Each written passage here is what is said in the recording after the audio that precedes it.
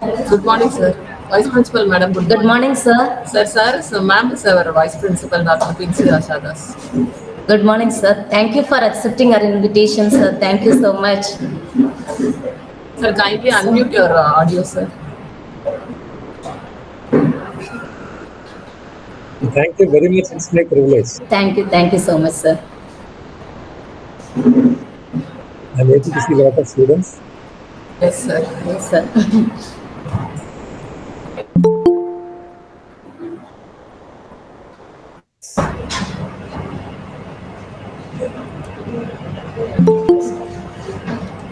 Good morning to one and all present here.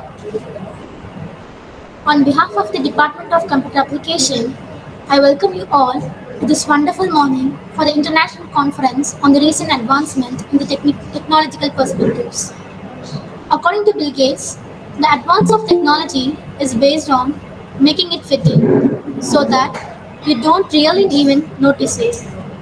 So, it's a part of everyday life. Now, it is a true fact that these advancements in technology have the potential to positively transform society, economies, and individual lives in numerous ways, driving progress and innovation across the globe. Let us start the event with a prayer song.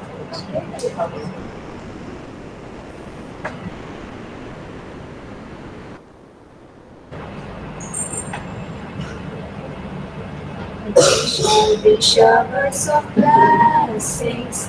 This is the promise of love. There shall be seasons refreshing, sent from the Savior above.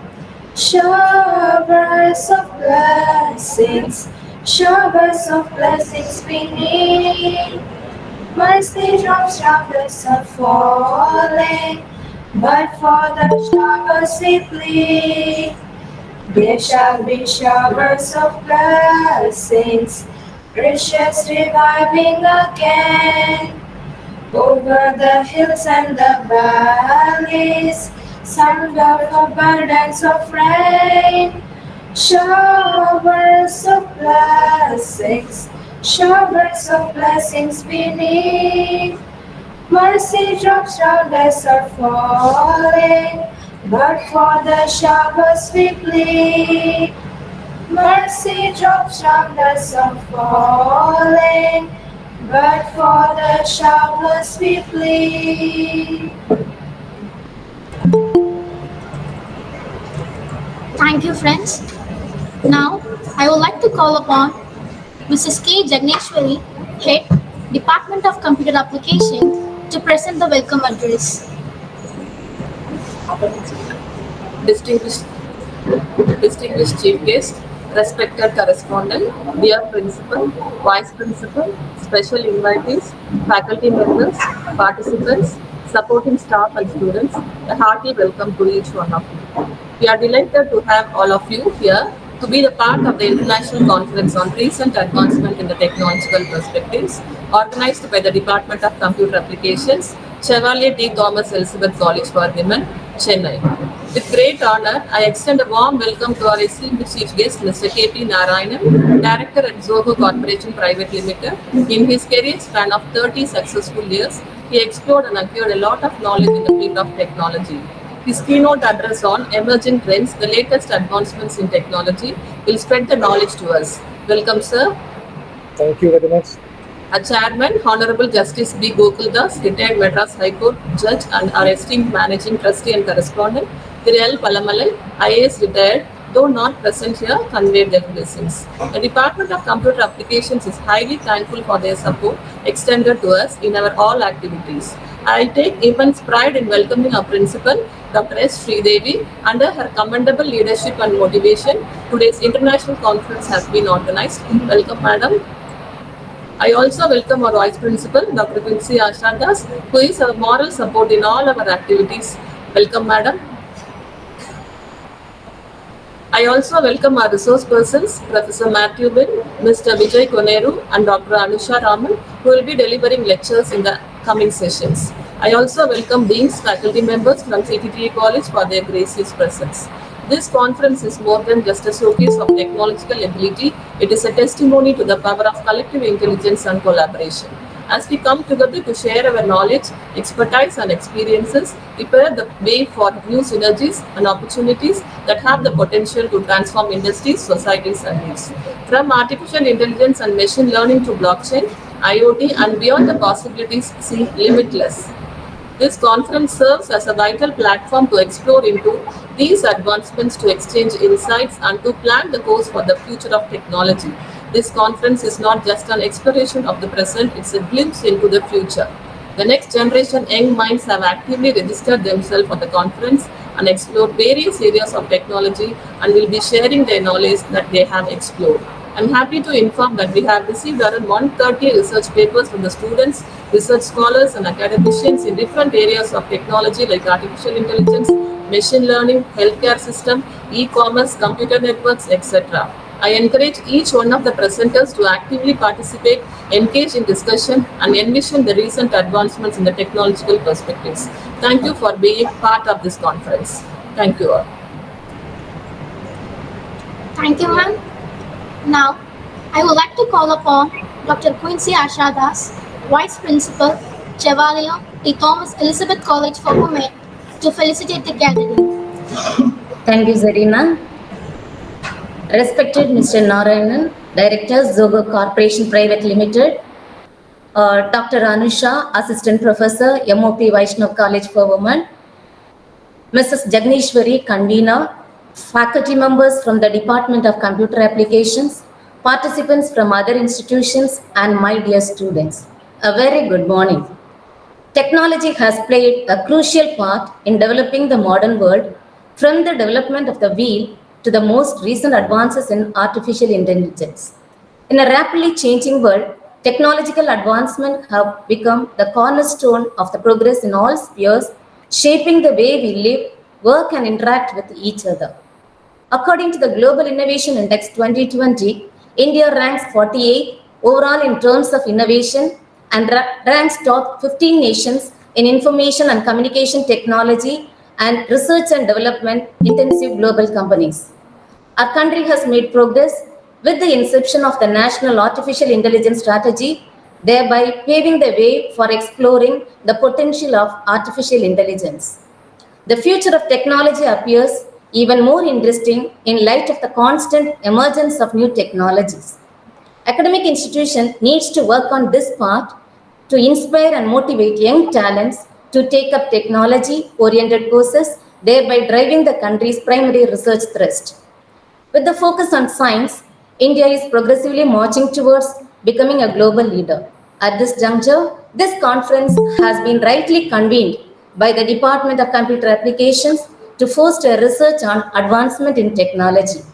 I congratulate the faculty and students for their efforts in conducting this conference, and my best wishes to all the paper presenters. Thank you. Thank you, ma'am. Now, it is time to introduce the chief guest. Of the conference. For that, I will hand over the session to Mrs. C. Kalevani, Assistant Professor, Department of Computer Application. Good morning, one and all present here. It's my pleasure to introduce the keynote speaker now. I deem it a privilege to introduce Mr. K.P. Narayanan, Director, Global Training, Influencer Program, Strategic Alliances, Zoho Corporation Private Limited, Estancia IT Park, Chennai. Mr. K.P. Narayanan, called as KPN by his intimate companions, is an expert in selling brands. In his career span of 30 successful years, he has created distribution networks for iconic brands like Pepsi, Tropicana, MTN, Spice Mobiles. He undoubtedly has an excellent track record in key results, building amazing teams, and rapidly adapting to novel insights. Mr. Narayanan has sufficiently mastered the ins and outs of FMCG telecom devices, beverage business, and a career background loaded with more extensive expertise in sales and distribution. He completed his MBA from IMT Ghaziabad and has greater accolades and official recognitions in his career span. His focus is to create an ecosystem providing world-class training on Zoho Finance products, developing and strengthening relationships, and associating with leading industry influencers, business owners, and alternative channels across India, the Middle East, and Africa. He is an avid cyclist and ensures maintaining a good work-life balance and dedicating his time to family. We are privileged with you. We are privileged to have you with us today, sir. Thank you. Now, I request Mrs. Saranya, Assistant Professor, to introduce Mr. Matthew Wynn. Now I would like to introduce Mr. Matthew Wynn, Lecturer in Digital Health and Society, School of Health and Society, University of Salford, Manchester. He has completed his postgraduate certificate in academic practice, wound healing and tissue repair. Mr. Matthew is a lecturer in Digital Health and Society at the University of Salford. His research interest includes identity in the digital age, digital technologies, and digital capabilities.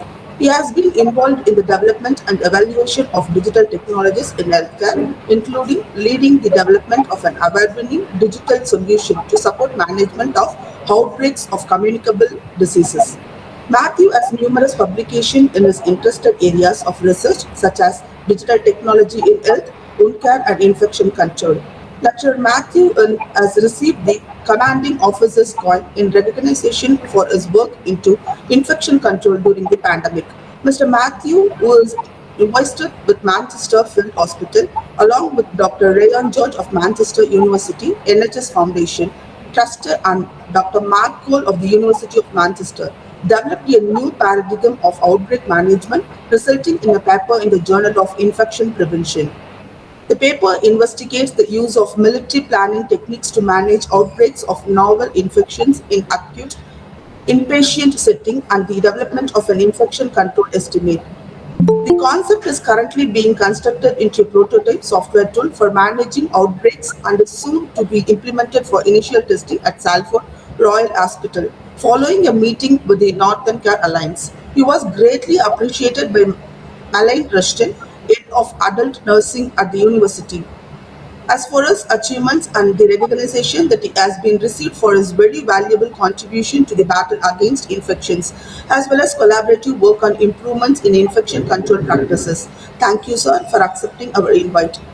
Now I request Mrs. Kausalya Devi, Assistant Professor, to introduce Mrs. Anisha. Now I would like to introduce Dr. R. Anisha.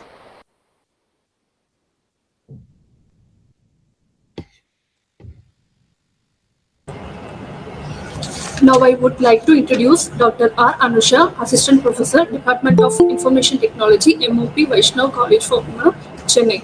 Her areas of expertise include programming languages such as C, C++, Java, ASP.NET, data mining, database management systems, distributed operating systems, and software project management.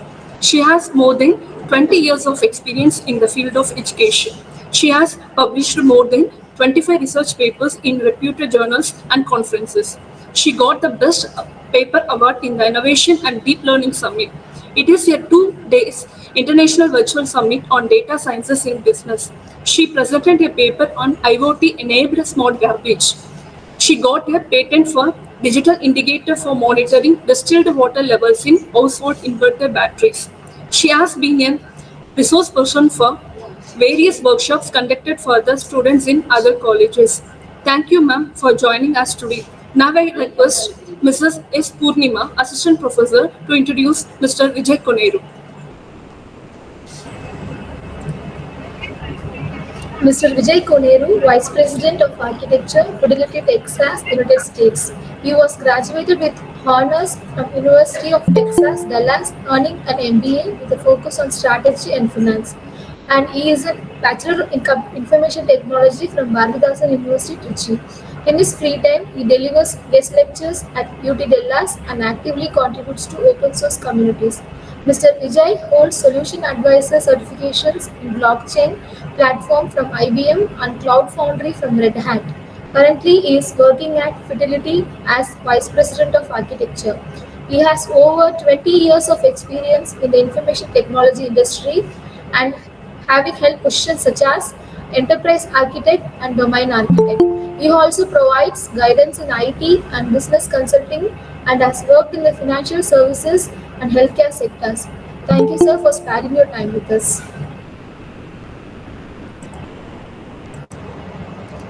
Thank you, professors.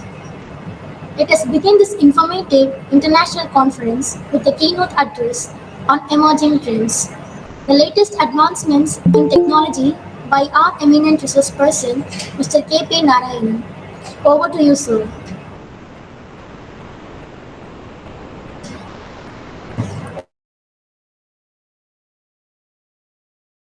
Sir, kindly unmute the audio, sir. I always misses this.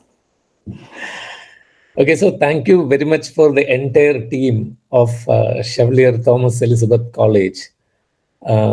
First, to call me and speak to me and invite me to be a part of this conference, and it's my privilege. I always love to go to any institution because it used to take me back to my childhood days of schools. And every time, in fact, last time also when I came to Chevalier College, the next thing what I did is contacting all the school. Sir, excuse me, sir. Good morning, Professor Matthew. Morning, everyone. Can you hear me okay? Yes, sir. Perfect. Do you want me to share a document in So first session is going on, sir. Mr. Narayanan, he's doing. No worries. Next is your session, sir. Good morning, Mr. Matthews.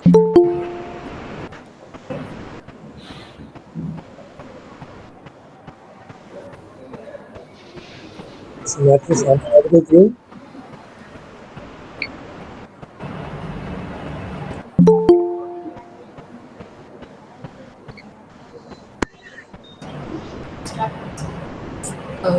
Narayanan, sir, you can continue, sir. Yes. So coming back, last time when I was in Chevalier Thomas Elizabeth College, the first thing that I did is when I went back home, I contacted all my schoolmates because that is the kind of interaction which I had during my 2 hours, the span of time that I spent with the students there. And my special thanks to Jagneshwari for remembering me and inviting for this conference as a speaker. I'm not a technology person. I'm a sales and distribution guy. But fortunately, I have an opportunity. I have got an opportunity to be a part of a technology company called Zoho Corporation.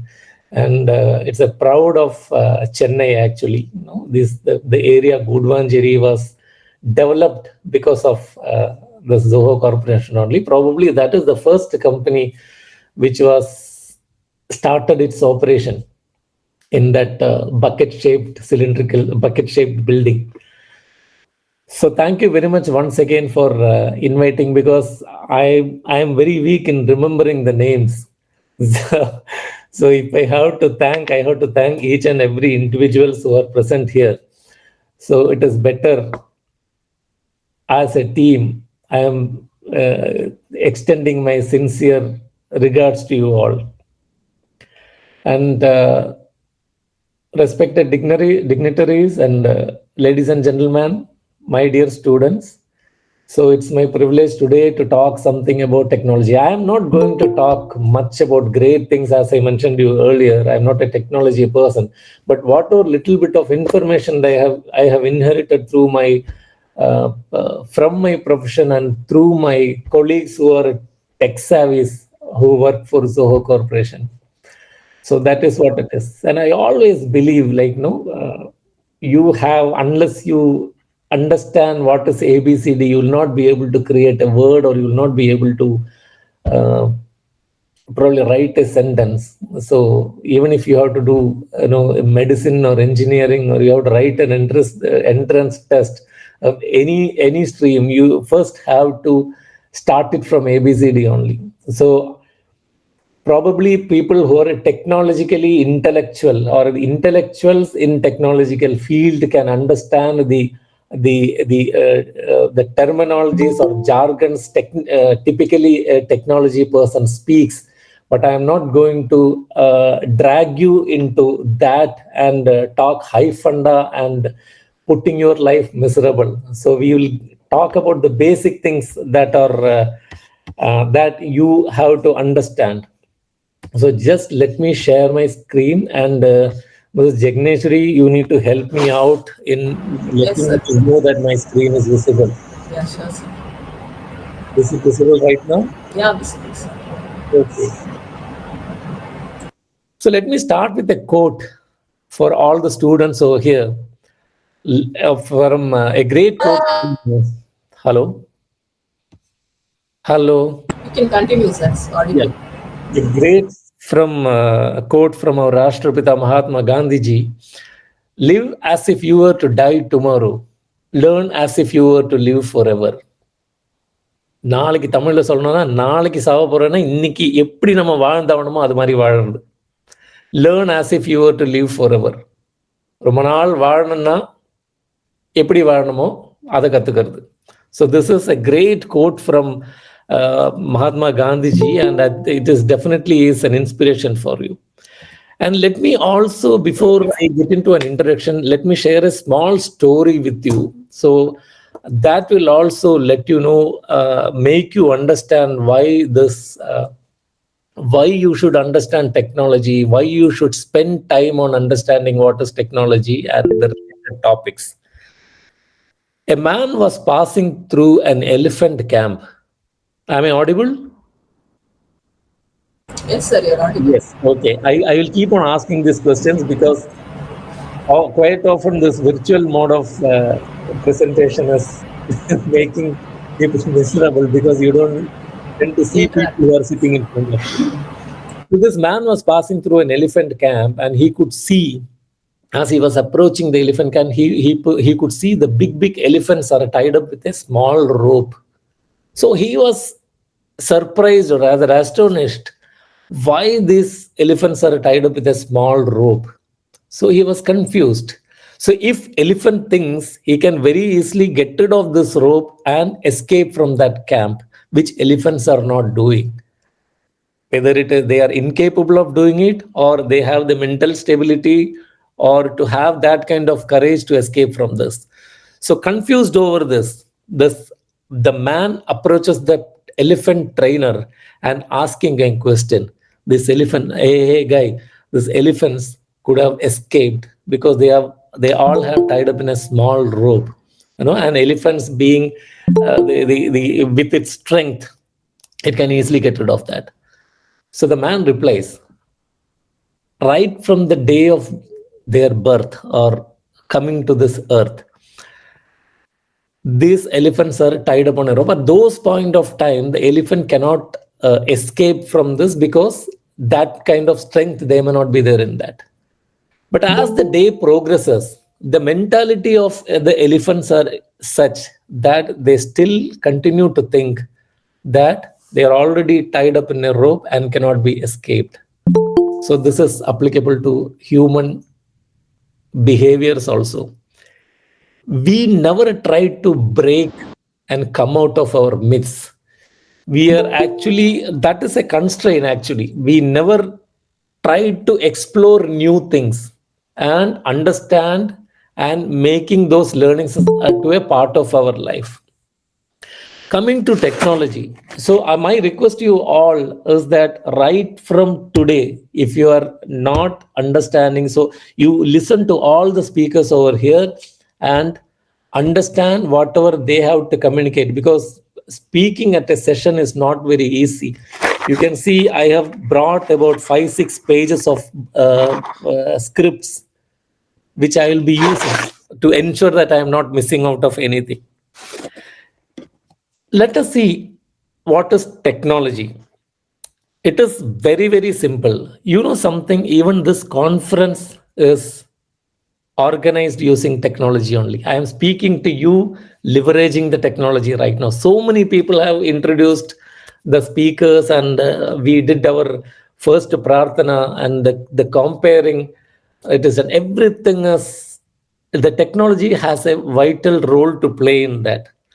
Technology is very, very simple to understand in layman's language. If I have to put, whatever is there in your mind, like the scientific knowledge that you have in your mind, that when you convert that scientific knowledge to methods, systems, tools, and devices.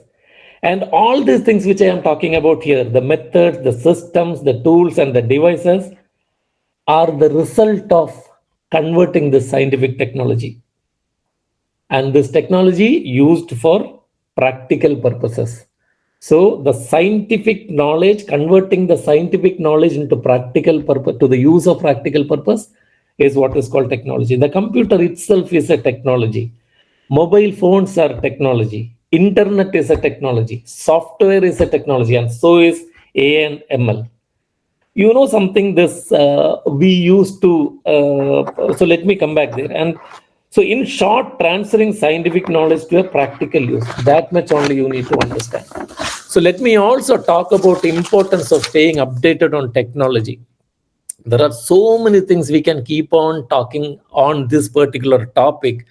The first and foremost thing for you as a student to understand, the one simple point is to stay ahead of competition. If you are not updated on technology, you are not updated on the informations that are available with regard to technology, and at least try and leverage and use a little bit of technology in your life. Probably the person who is sitting next to you can be your competitor, right? As an employer, if I have to hire someone from your team, I may probably, or any team for that matter.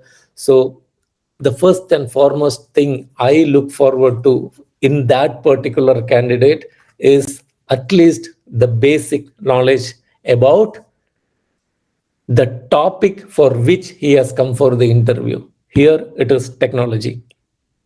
And you have to be a strong technological professional. Unless you have the knowledge of how to use the tools, you may not be productive. You have everything with you, right? A small thing I can tell you, the mobile phone, smartphone you have.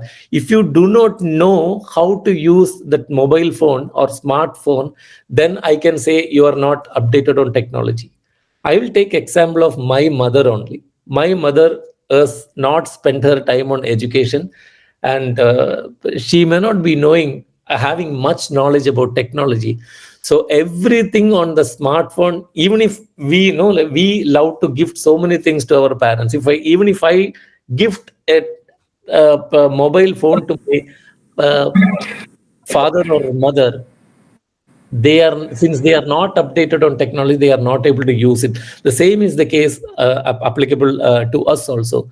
Using of your mobile payment tools like Google Pay or Phone Pay, internet browsing for that matter, logging into YouTube and searching for content that you are looking for.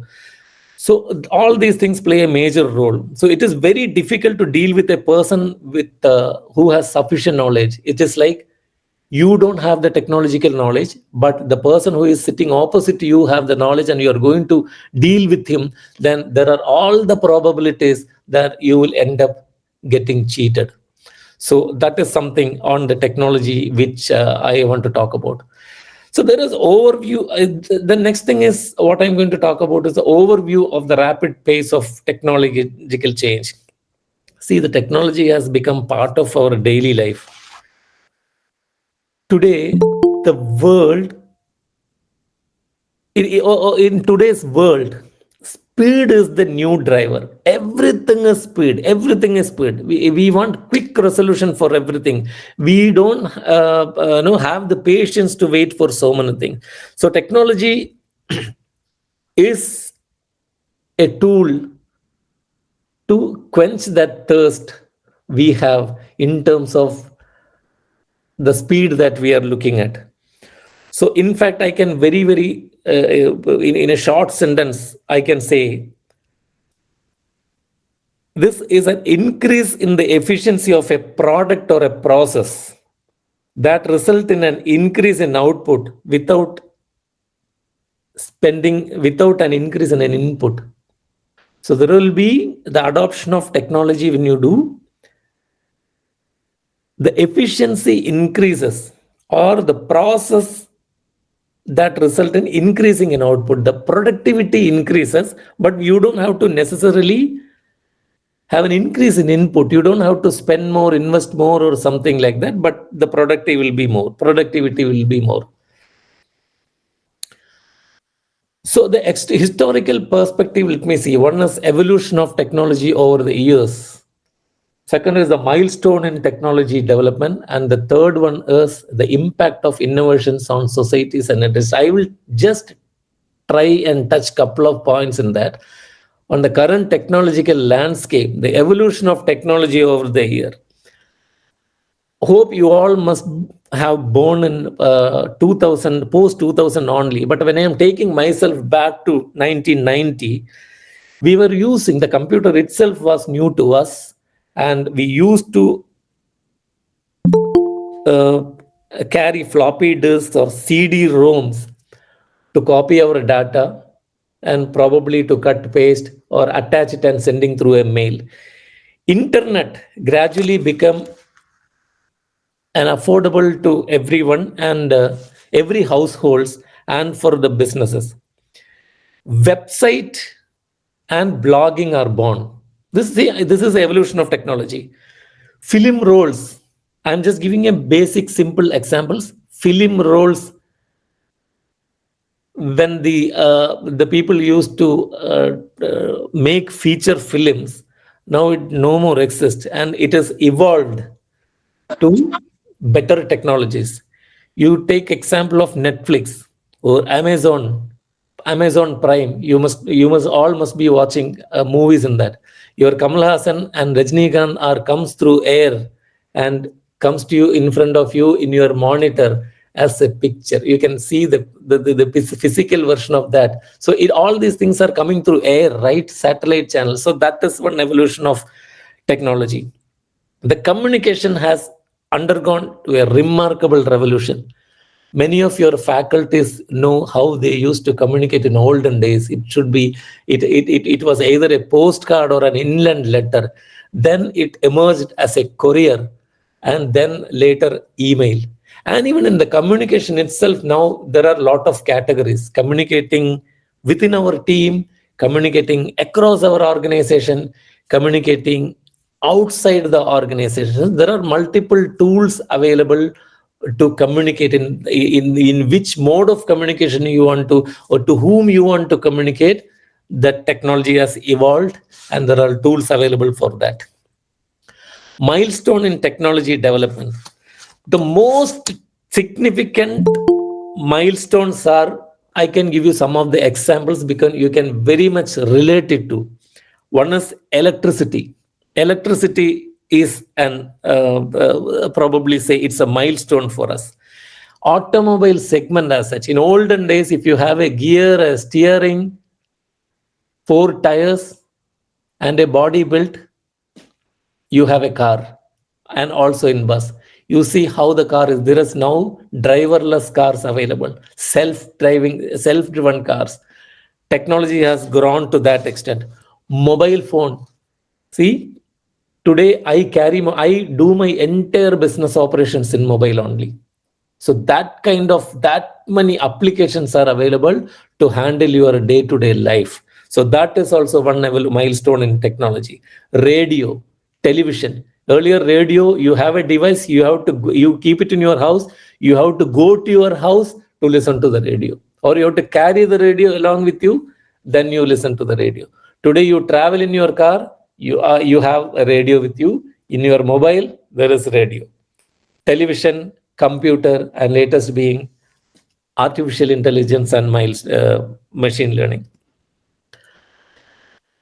If you're asking me, all these have impact on the society. The past innovations have the impact on the society, or the development has impact on the society. Yes.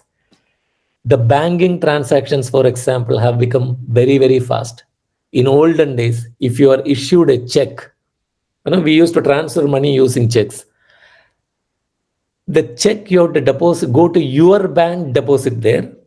Then it goes for collection in to the account holder's bank, and it comes back to you as either cleared or rejected. So this consumed 10 to 11 working days. Today, it doesn't happen that way. You have the fintech industry is growing. If you want to transfer money, so I have a purse, but I never carry any money in that. All the money I carry, the money is available in the form of it's in the banks.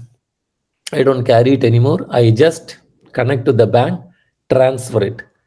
Whether it is going to be a money transfer or it is for a payment.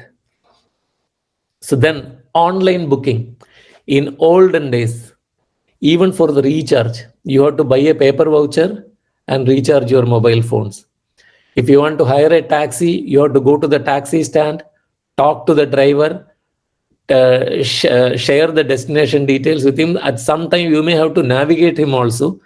And there used to be hell a lot of negotiations with him on the charges that he is going to make on you. Today, everything is removed. Everything is removed. You just open your mobile phone, open the application, book your cab. You don't even have to talk to the driver or make the payment. Everything is automated. So these are all the innovations. If you come to industries also have lot of facilities. They have, if you talk about a business, they have a clear track of their customers, the customer database, the nature of purchases by the customer, the frequency of purchases by the customer, his tastes, his habits, everything is that has in fact boosted the industries, right? And even the GST or your tax filing, you don't have to go to your sales tax office, stand in the queue, take a bunch of paper along with you and file the tax. It all made online. You know how the India is progressing. No, it has become a digital economy. Even I carry digital currency in my mobile. So that is the kind of development which has happened. Emerging technologies, artificial intelligence and machine learning. So I'm not going to talk more about it here. So see, the business are now grappling with multiple and multifaceted challenges. Probably this AI and ML can help in overcoming these challenges or addressing these challenges. Basically, it's all connected to the operational inefficiencies to a complex decision making. To make a decision, you should have sufficient data with you. Who is giving this data? That can be, you have analytics tools, for example, you feed all your data in that, and the analytic tools, as an output, it gives you the desired data that you are looking at. Probably a 5 years down the line, talking about your cash flows in the business, or the seasonality changes, or the past records, and evaluating the past records, how this year is going to be. There are so many things which business can leverage using artificial intelligence and machine learning. And there is something like, I have seen now, a couple of days back, I received a call from American Express Bank. You don't have to, no one is speaking to you. Say, am I speaking to KP Narayan? And your answer has to be yes or no. I am saying yes.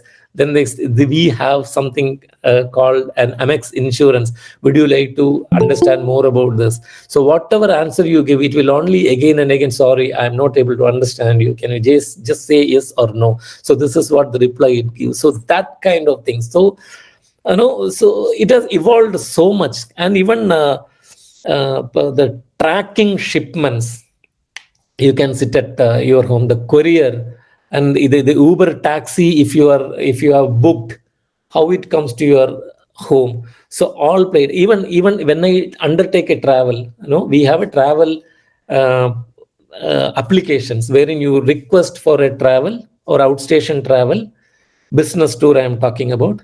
And the moment you raise a request to your boss, the notification goes to your boss approves it, and it goes to the travel agents, and travel agents books tickets for you, and it is attached in that application. So you can just open the application and take the ticket, and it is the same is the case with your hotel bookings also. And when you come back, anything that you have spent out of your pocket, you just have to open your mobile, open that application, scan it, and it is picking up that image of a bill and creating a transactions. Once the transaction it's all automatic, and it's all because of artificial intelligence only. So now you just submit it and the money will be transferred to your bank in no time. So this is the kind of development that has that the technology has, right? Internet of Things. Internet of Things, it is very, very simple to understand. Like, in a simple sentence, if you want to talk, these are devices with sensors or which has processing abilities or software or any other technology that connect and exchange data with other devices, from your data to other devices. If you take example of your office, right? In office, I will have my computer and boss will have his computer. So how can I, in a simple form, I'm telling, how can I transfer data from my computer to his computer? So there has to be a common place where it is stored and a mode through which you can access this data or exchanges the data and systems, other devices and systems. This is over the internet and other communication device. This is what is called Internet of Things. So basically, if you go, or anyone who wants to make their office tech savvy, then they must be exploring more on Internet of Things. They will structure it out, how this organization has to be performed, and then that is the rest of the things the Internet of Things will do. Blockchain technology. So this is something very, very deep. For me to understand this itself, it is taking time. If you ask me if I am thorough in that, my answer will be again no only.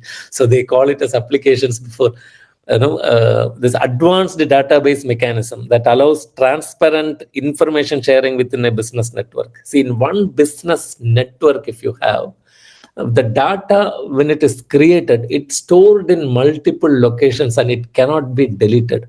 So there is absolute transparency in the transaction, and everybody has access to that, and they are updated on this business network.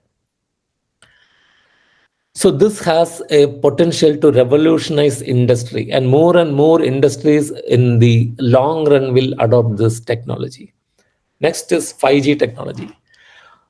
I still remember when I use this 1G technology. 2G technology is very famous for so many reasons. And then 3G technology, 4G, now is the emergence of 5G technology. As I said earlier, speed is a value driver. Everyone wants speed. This is called 5th generation technology, and it gives you enhanced connectivity and communication opportunities. It's very fast. So we can say it is a wireless cellular technology, and it offers higher upload and download speeds. You don't have to, like olden days, you used to just, even for attaching a file to a mail, so it consumed time. Downloading from the internet to your device or uploading it. So it all consumes time. So 5G technology has enhanced this connectivity, and the communication is very, very fast. So there is it's going to be consistent connection and improved capacity. It has improved capacity when you compare that with the previous network. It is faster than 4G or 3G. Okay.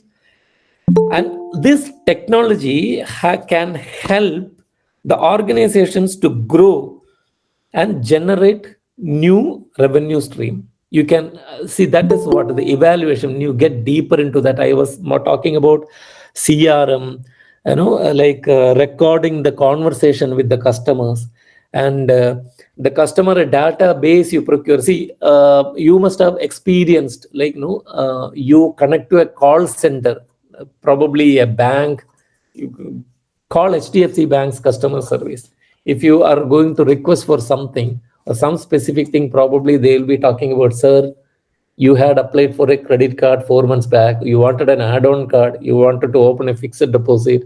So he remembers everything. So how he can retrieve these informations using this technology, because he don't have to wait. As soon as you call, the moment he clicks the button, everything comes out. So that is what the about 5G I have to talk. It offers better products and services to the customer also. The industry can grow like anything. There is ample scope for every industry to grow using this technology. Now, recently I came across a courier companies. I was actually transacting with the DTDC courier. So they actually sent a password and user ID, and I have a portal. So whenever I send something, it's all put it in the portal. So you can very clearly track on that. Amazon is a good example. So it has increased capacity and spectral efficiencies. So this is what about 5G technologies. And let me also talk about some innovations in medicine and healthcare. I am not, these are all not new things to you, but probably this could be a piece of information. This biotechnology and genetic advancement. So this has actually numerous applications. These applications will help producing genetically modified proteins and gene therapy. On hormones. And it can also help in producing vaccine against microbes using the technology. See, for this COVID, during COVID, our pandemic, this Covaxin, Covishield were actually, how we could even come to a stage of exporting this to other countries, those who are in need of these medicines. So it happened in a very short span of time. So probably that is the kind of advancement which this biotechnology has, and creating molecular diagnosis of patients. My daughter is studying for MBBS in Philippines. She just left. So she has done a thorough research, and she was telling some interesting things, that you don't have to take different tests to identify where the problem is in your body. So she is probably talking, you lie on a bed, and the entire body is scanned and given a report to the doctor. So that is the kind of advancement which the biotechnology and genetic advancement has. Telemedicines and remote patient. Now people are talking about the making your bedroom itself as a hospital. You will have X-ray devices which can be carried and take X-ray. You can take ECGs. You can, whatever your services that you are available in your from the hospital. All these things are possible. This technology, right? And also, I had a couple of consultations with the doctors remotely. They have the entire database of me, and they do the remote consultation, remote patient monitoring. So the enough data is provided remotely to the doctor. Okay, so the doctor manages the acute and chronic conditions of a patient using this system, telemedicine and remote patient.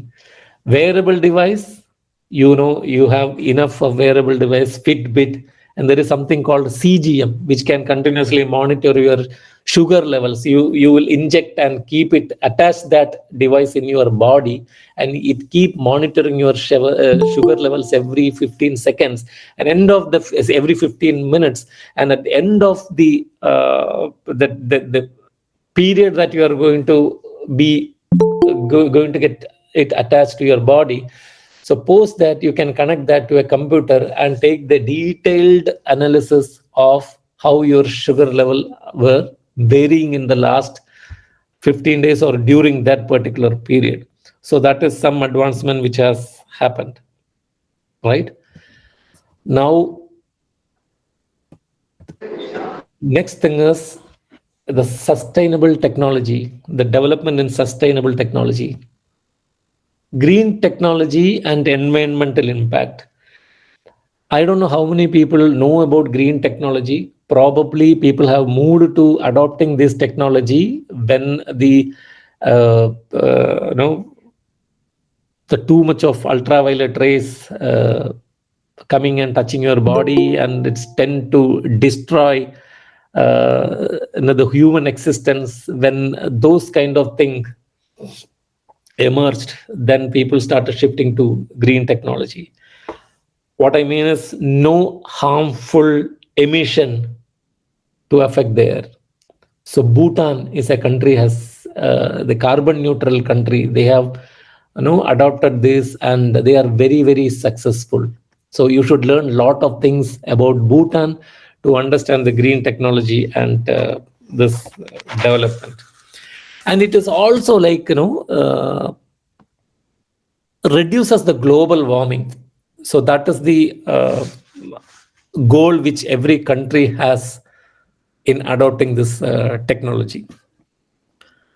Some example, if you want to understand on green technology, are solar panels to produce electricity, windmills, hydropower, and biofuels. These are all some of the green technology revolutions which is not affecting the air or atmosphere. The second one I would like to talk about is the renewable energy. Renewable energy is nothing but the energy that's coming out from a source that won't run out, because it will keep continuously coming. Again, solar, it depends on the sunlight. Windmills, it depends on the wind. And it all have this low carbon footprint. So this is what about renewable energy development is. See, I have actually summarized and put it as bullet points only. So if you want to keep talking about renewable energy, then you can spend time, a day, 2 days, 3 days, you can spend on that and talk about that. In every point which I am talking about here, there are eco-friendly innovations like recycled cutlery sets. So we are keen in coming out of plastics. Everyone is looking at that. And bamboo cutlery, you have wooden cutlery, and eco-friendly phone cases you have. Recently, I came across an invitation card. Once the marriage is over, you can actually, bury that. There is seed which is attached to that, and the furnitures are getting recycled. So many things are getting recycled, and there are a lot of eco-friendly innovations having across. Future outlook, anticipated technology trends. I read an article yesterday, like something like it's out of leveraging AIs. So probably you say, hey, like your Alexa or Cortana, those kind of devices, you say, hey Alexa, I want a picture, in black and white of a forest. You are saying that voice is immediately converted and you are given a digital picture. And you can say that I need to have a small hut in a corner. Then that is also given. So there are lot of things like generative AIs. There will be a lot of smarter devices which are going to come. Many devices. Now you see there are smart watches which has come. So there are so many products that are going to come. Okay, and extended reality, and the another one which if I have to talk about societal impact. The societal impact, probably I would go little spiritually. The disconnection between people. Everybody is confined to their house. There is no social movement which are happening. People are utilized only for the need. It has become, the relationship has become transactional. There is no relationship which is coming out from your heart. That is very, very rare to see. Even if people like us are willing to and go back or share our experiences 40 years back, how the society was, the new generation are not in a mood to accept those things. That is also a potential societal impact.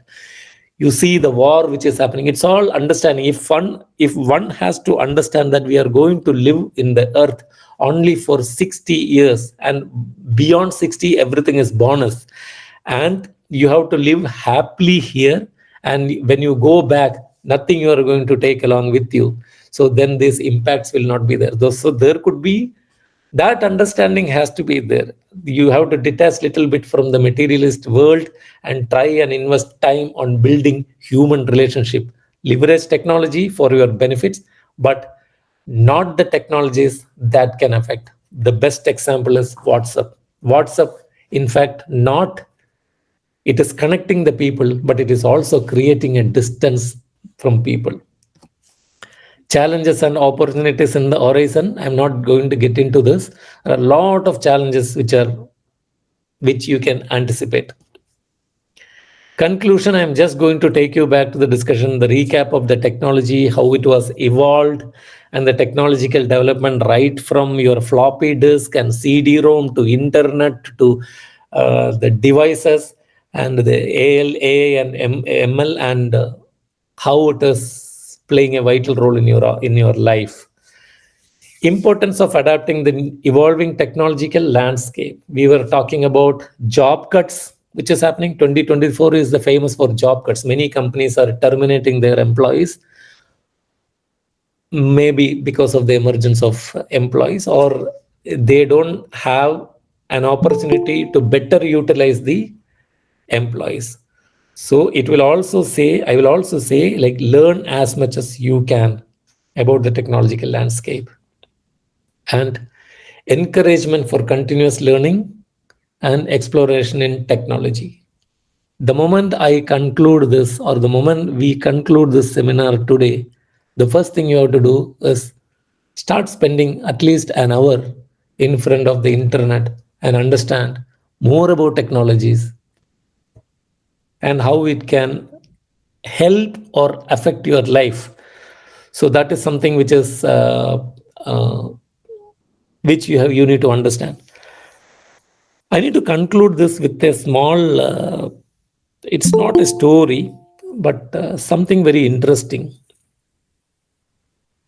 I know you all know the value of time, right? But if you want to understand the value of time, probably I can make you all understand talking about this like this. Assuming that you all must have traveled, I'm sure we all must have traveled in cars. If I'm driving a car at the speed of 60 km per hour, which means in a second, I'm crossing 1.66 meters. All right. So in a second, 1.66 meters, probably you multiply that by 3 in 3 seconds or 4 seconds or 5 seconds. If someone tries to cross the road, even if you apply brake, you must have crossed around 8 to 9 meters. So you apply the brake, after 8 to 9 meters only the vehicle gets stopped. If someone tries to cross the road within that 8 meters, that ends up in an accident, which is out of fraction of 3-4 seconds it is happening. To lift the driver's right leg from the accelerator and to move to brake, that itself is consuming 1 to 2.8 seconds. And when we go to the road, you are seeing lot of vehicles going. And have you ever imagined or ever thought 95% of the vehicle's driver's legs will not be on the brake? So that is the cause of the accidents. So everything can happen in a fraction of seconds. So now this is the value of time. So if you are not learning the things that are available in front of us, but wasting our time, many students are thinking that at the age 17 to 24 is for fun. But my dear student, it is not for that. That is what is going to decide your destiny. So with that, thank you very much and all the best to you all. And thank you very much, the organizers of this conference.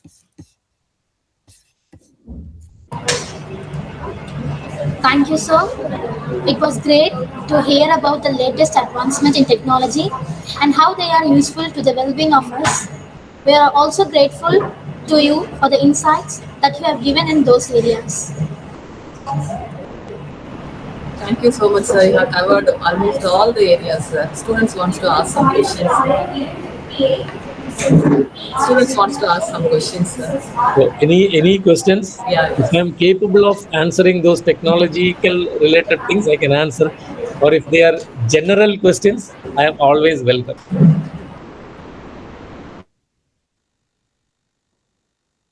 You are not audible. Sir, on behalf Yes. of the student and the participants, I have a question, sir. Yes. From your perspective, what are the lessons you learned from Zogo's rapid growth? Interesting question. Here I am not going to talk about the growth of the company. I am going to talk about the culture of the company, which you have to understand in right from your childhood and right from your school or college days. You have to understand this culture. Why Zoho has grown to this level? Point number one, it is a culture only. In the sense, we always look at from a long-term perspective, right? If I am getting into something, how this is going to reward me or reward the organization in 5 years down the line, 10 years down the line. This is what we think. We collaborate within our team and brainstorm over this. And if we feel that this is in no way going to be beneficial for our growth, both the corporate growth, business growth, and individuals' growth, then we will restrain from that. That is point number one. If it is going to contribute to us, it should not happen that we spend our time and after 5 years we realize that no, this is waste of time. Let us restrain from that. Then the 5 years, time, energy, money, everything is wasted. So we don't venture into that. Second thing is, we don't micromanage people. We don't micromanage people that every day asking questions to them. என்ன பண்ணியாச்சு, இன்னைக்கு என்ன பண்ண, இது முடிச்சியா, அது முடிச்சியா. Every hour you chase them. These things we will not do. We all know their responsibilities. So right from recruitment itself, we evaluate all these things from a candidate. We look at his attitude, the student's attitude, his grasping capability. If you are giving a freedom of then will he be able to perform it? All these things will be analyzed during the interview itself. Then we onboard. Then we give freedom to him. So if he has the capability, he will spend his time and perform. So this is what the culture is. There is no bossing over, no shouting, nothing of that sort. We make everybody part of our team and collectively we do. And we don't compete with each other. That is dangerous things which you can have. In your school itself, in colleges, many teams. So my son and daughter used to come and tell me, sir, daddy, this guy knows this subject. I don't have any clue about that. But when I ask that doubt, he is not helping me. Because if he helps me, then there are chances that I will score better marks than him. So there is an internal competition. It doesn't work that way. Scoring good marks is not going to decide your life. If someone approaches you, you always give your helping hands to your friends who are sitting next to you and ensure that it is your responsibility to make him score. It is not teacher's responsibility. Teacher will only open and share their knowledge that they have inherited, that they have not gained. But it is you have to help your students, the fellow students, and ensure that they are also scoring good marks. This theory we have adopted in Zoho. That is how we are growing. Thank you, sir. Thank you for your valuable words.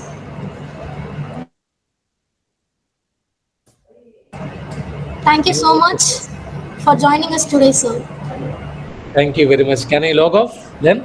Thank you so much, sir. Narayan sir, thank you so much. All the best to you all. Study well, gain as much as knowledge you can.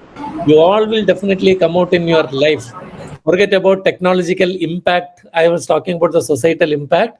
Forget about that. Even when the computer was launched in 1950s, everyone says that now this computer is going to replace humans, and that never happened. It only opened a lot of avenues. The technology, we can hope that it is also going to open a lot of avenues.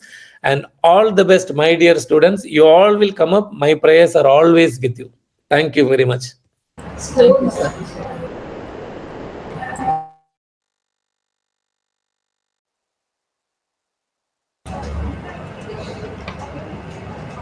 Next, we will continue with the technical session.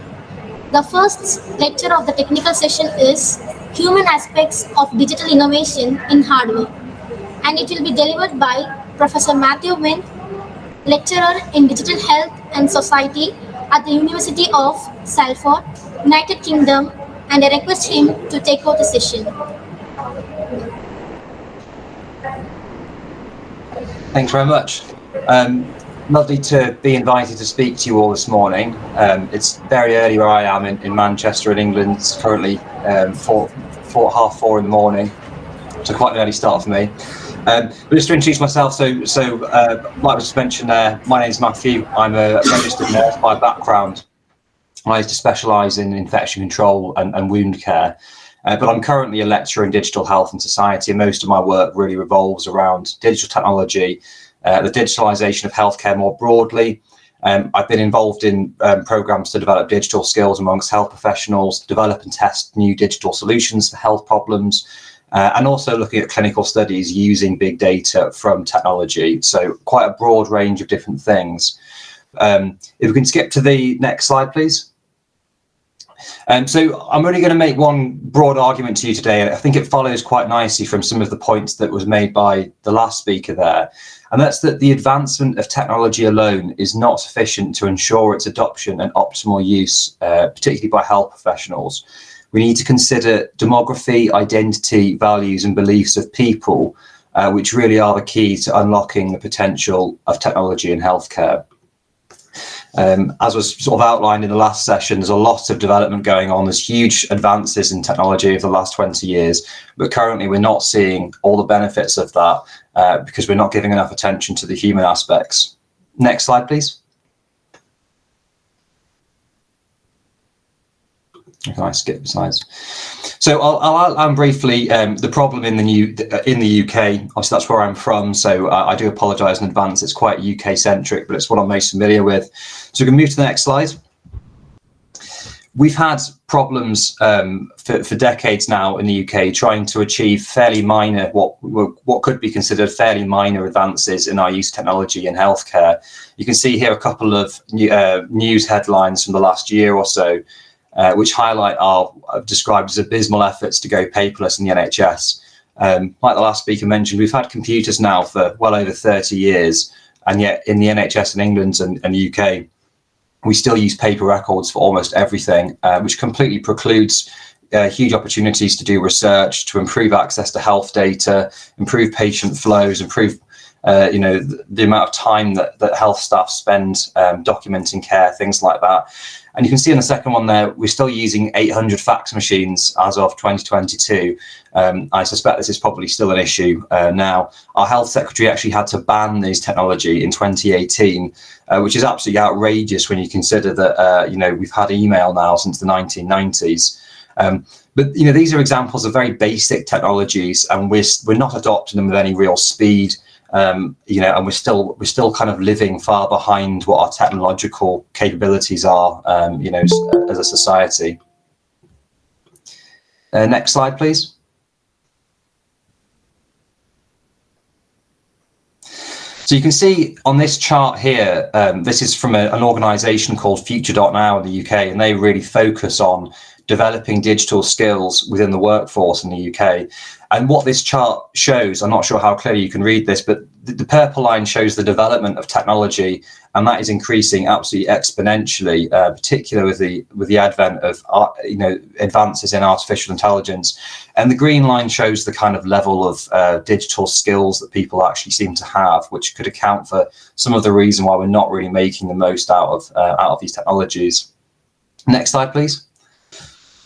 So there are some obvious reasons why there's you know, we're not making the best use of these technologies. The three that are continuously explored and continuously talked about are money. Of course, this technology costs money. That's something we need to consider. It takes time to implement it, and it takes time and money and effort to develop the skills among people to actually use them. And of course, it's not just about, you know, the time to develop the skills. You need people with skills in technology itself in order to provide those skills to other people.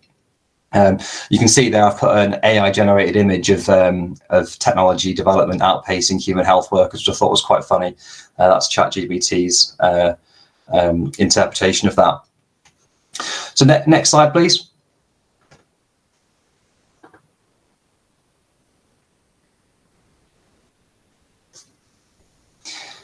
Oh, back one slide. So what about the humans then? This is what I really want to focus on in this session. This is a quote from a report that was completed in England in 2016. So this is 8 years ago now. And there's this quite standout comment they made in the conclusion of this report, which says that getting it right requires a new approach, one that may appear paradoxical, yet is ultimately obvious. Digitizing effectively is not simply about the technology, it is mostly about the people. And it's this mostly bit which seems to have been almost entirely lost, really, in my opinion, when it comes to our approach and to discussing and talking about technology.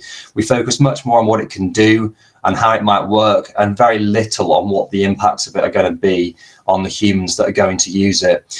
And that is perhaps partly because most technology we've dealt with to date has had fairly minor impacts on the way we do things. You know, an email is just a digital version of sending a letter, for example. It's not really enormously different, but as we'll talk about, some of the new technologies that are coming in really have the potential to have quite a fundamental effect on the way that we consider our relationship with technology. Next slide, please. So recognition of this issue of the human elements of technology is not new at all, and this has very long been recognized now.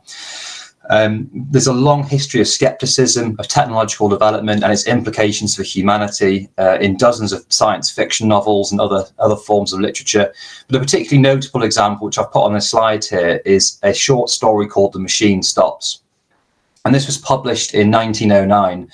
I won't spoil the story for you. It's a short story by E.M. Forster, and it essentially describes a future where humanity lives underground, reliant on a vast, all-encompassing machine for all of their needs, and that leads to a sort of physically and spiritually atrophied state. Quite analogous to the way that we live currently in some senses, you know, except for the underground bit, whereby many people center their lives around social connections achieved really via social media and smartphone technology.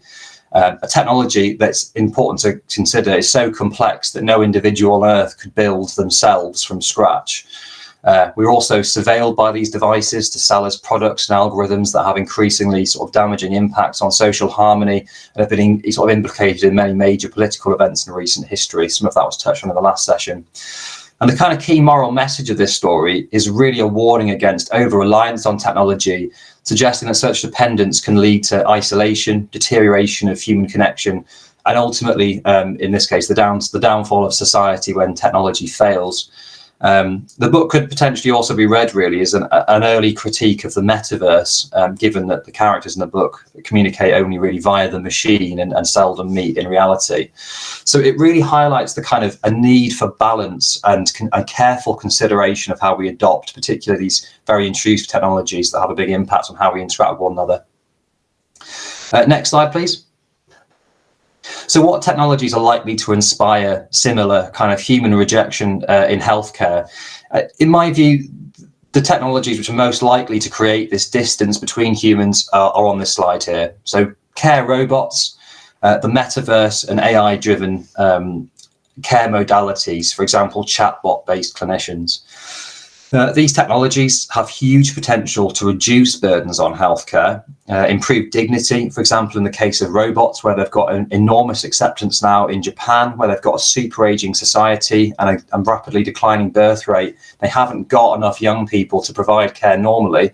So they've put a huge amount of investment and research into looking at how robots can deliver care. And you can see in that image there, it's doing something which most people would probably think not possible of a machine, physically handling a patient around a bed. And in the case of, the metaverse, for example, it's possible one could visit a doctor in an entirely different country without having to travel, or even get a diagnosis of, for example, a skin cancer using an AI-driven smartphone application, which is an area where there's been significant research already. And ultimately, these technologies may make care more accessible and kind of democratize care in a large sense. So we'll talk now about the implications of this in my profession, in the nursing profession. The next slide, please. So I appreciate that I'm not speaking to an audience of nurses. You don't need to know much about nursing. I've put the 3 key things that you need to be aware of on this slide to make sense of the next few bits of this. Nursing is the largest health profession globally. There are millions of nurses globally. It is an absolutely enormous profession. It's overwhelmingly a female profession, and that will become more important as we go through the next few slides. And it's founded on a moral response to human suffering and the foundational concept of care. This is also true of any other health profession, I hasten to add, but in nursing, it's kind of unique in that the profession really grounds itself on its ethic of care as its core offering to healthcare services. So next slide, please. So what do nurses make of these technologies then? What do they actually think when they're confronted with the potential that these technologies might bring to their care? You might think, obviously, we've talked about those benefits in the previous slide. They must have very positive perspectives. Next slide, please. But unfortunately, that isn't quite the response that nurses have when they're faced with these things. So what you can see on this slide is just 3 key quotes I've taken out of a study conducted in Australia just in December last year, so only a couple of months ago. And in this study, they used what they call photoelicitation to stimulate discussion by student nurses. So they showed students images of what these technologies can do. They explained what kind of how they might work, to try and understand how they might perceive these and how it might affect their practice as nurses. Quite radically, the authors concluded that nursing itself needed to entirely redefine itself to accommodate these new technologies. And this really illustrates the scale of response needed within the human infrastructure of the world's largest health profession to accommodate these new, highly disruptive technologies. We're not just asking people to use technology which might achieve a specific outcome more effectively. For example, we're not asking people to move from sending a letter by post to writing an email, but in this case, to fundamentally reconsider who they are professionally, what they have to offer their profession, and by extension, society. And crucially as well, these nurses did not see interaction with technology as in any way essential to their roles as nurses, emphasizing instead the human interaction as their perceived key contribution to healthcare. So you can see here there's a massive conflict with the pace of technological development, the functionality that it now has, and the people who we're hoping are going to use it to better society, essentially. There is a moral objection here and a serious crisis of professional identity. Those quotes really illustrate that, I think. So move on to the next slide, please. So there has been some response within the nursing community really to kind of address this issue, and particularly the concept of care and what it actually means to care for people in a technologically dense world that we now live in. And 2 kind of notable theorists in this area, Rosanna Lockstein, and he produced a theory called technological competency as caring.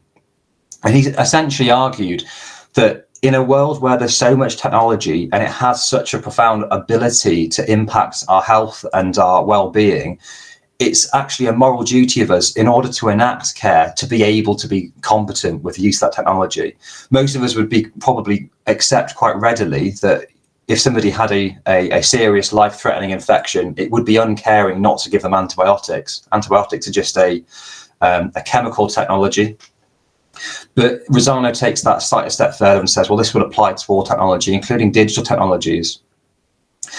And much later on, only 4 years ago or so now, Kisa Bahari came out with an extension to that theory in a sense, and took it a step further and said, actually, in order to care for people, we can't just be competent with technology, but we need to be able to create new technology. We need to be able to see the technology that's available to us, think about how we could improve it or adapt it or develop it further to improve care outcomes. And that in itself is an expression of caring. So extremely different from those traditional senses of care, which were really human focused. Importantly, though, neither of these theories has really yet made it into mainstream thinking about nursing ethics globally. And many nurses continue to completely reject technology on the grounds that human connection and interaction is fundamental to nursing. Next slide, please. So we've considered the values and ethics of nurses and how this might influence acceptance of technology, but they're not the only features of humans which can influence technology acceptance. In 2003, Venkatesh and his colleagues synthesized all the existing theories related to the use and acceptance of technology to try and identify the key concepts of relevance when understanding what influences this process. And the model they generated can be seen on this slide. It's really quite simple. On the left, you can see the key factors: performance expectancy, how well do we think the technology is going to perform; effort expectancy, how hard is it to use; social influence, what are other people doing, is everyone else using this technology; and facilitating conditions, is the technology available, are we able to get support to maintain it, things like that. However, there are moderating factors that affect the significance of all of those factors on the left, and they're listed on the bottom. You can see those there: gender, age, experience, and voluntariness of use. And they never came up with a quantitative method for measuring these things and their influence precisely. And for that reason, these are often omitted entirely from analyses looking at what causes people to accept technology. So last year, myself and my colleagues at Salford sought to investigate how those moderating factors, addressing the key elements of human factors and experiences, might impact the use and acceptance of technologies by nurses by synthesizing literature related to those four factors, which was discussed in this group. So move on to the next slide, please. So you can see on this slide the key findings that we had by considering these specific demographic factors, the human elements of that model, what we could actually learn about how nurses might adopt technology. When it comes to age, it was noted that younger nurses are much more susceptible to social influence and will therefore be less likely to push for adoption if they are outnumbered by older and less willing peers. And this was important. In the UK, we found that nursing is very much an aging profession, as it probably is in most areas of the world now, with most nurses aged between 31 and 50 years old. So you've got a hardcore of older nurses who are less willing to use technology, and younger nurses who are more willing, but ultimately outnumbered and therefore probably less likely to push for adoption. In relation to gender, we found that women are far more likely to use technology based on its usability rather than its functionality. So what that means is that men will use technology that's potentially quite poorly designed and not very usable if it has a function which they want. Women are far more likely to use technology if it's usable, even if the functionality isn't as good, or perhaps they won't use it if the functionality is very good because the usability is very poor, if that makes sense. There was some interesting speculation in the literature around why that might be. And they noted a discrepancy between women involved in the development of technology and how that might influence its acceptance in nursing, given that men are overrepresented in that industry and are much more function focused. It's feasible that they're developing technology which is not as acceptable to a female profession like nursing. In relation to experience, there was sort of comprehensive research on nurses' broader experiences of technology use, and their personal philosophies regarding these technologies is very much lacking. that study I showed you earlier about the kind of perceptions of nurses when it comes to digital technology is really quite novel and new. There's not much of that literature published, and we could find nothing in the UK which focused on that. And that's despite the increasing digitization of healthcare systems. And then finally, you can see there voluntariness of use. The perception of the voluntariness of technology use appears to significantly impact nurses' acceptance and utilization of digital tools. Forced technology changes may well meet resistance, and that really highlights the importance of involving your target demographic in the development and implementation process to try and prevent that sense of involuntary adoption and subsequent rejection. So next slide, please. So to kind of summarize and highlight the kind of implications of this, digital innovation, particularly in health, which is, as I mentioned, founded on a moral response to human suffering, requires engagement with the human elements of organizations and professions.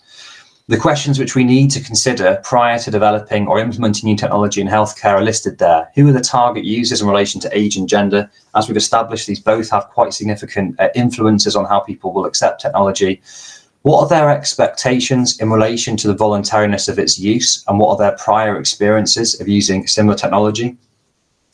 How does the technology impact their sense of professional identity? These are questions which are almost entirely ignored by people developing, particularly in the most advanced forms of technology, like I mentioned, the metaverse, AI, and robots. And is the technology compatible with their sense of professional ethics? Without addressing those questions, engagement with new technology, particularly by nurses, is likely to remain poor. And the development of new technology is inadequate without accompanying engagement in philosophical issues related to the use of new technologies. It's not just about the technology, it's also about the people. And that is the end of my presentation. So on the next slide, there are just some references. And thank you very much for listening.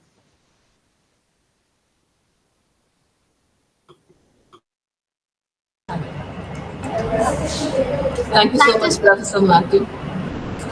Thank you, sir, for your lecture about the role of technology in healthcare. We are astonished with the facts that you have explained about the digital innovations in the field of healthcare and their impact on patients and healthcare professionals.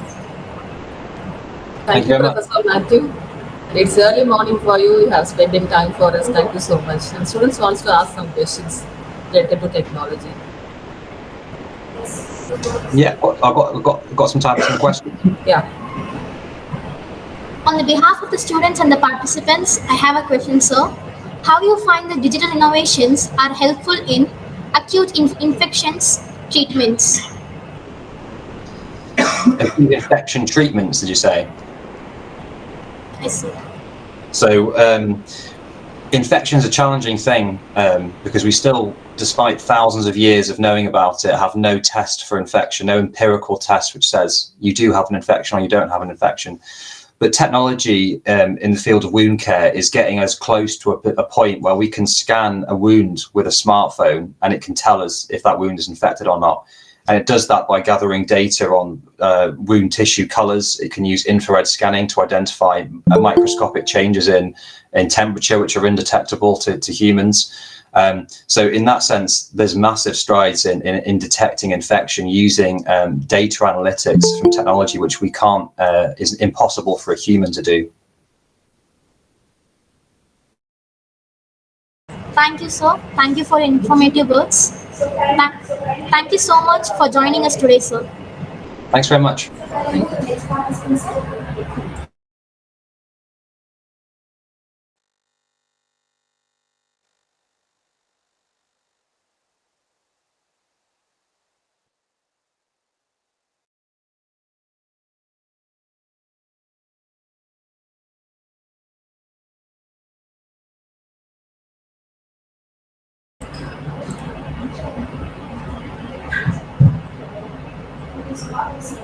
Good morning, Mr. Vijay.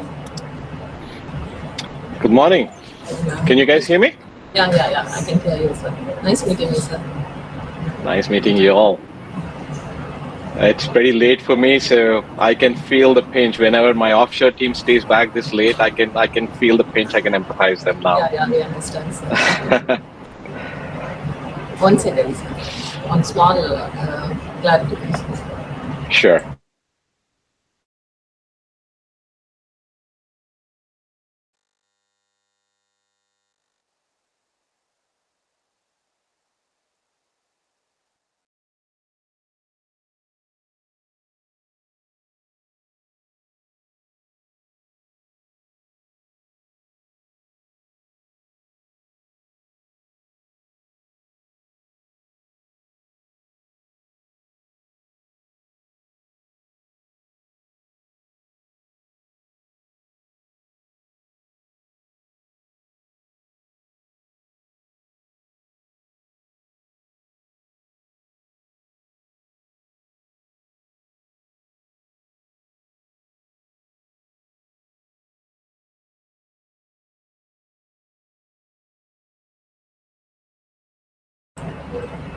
Sir, the third speaker is already ready. Can you speak after that session, sir?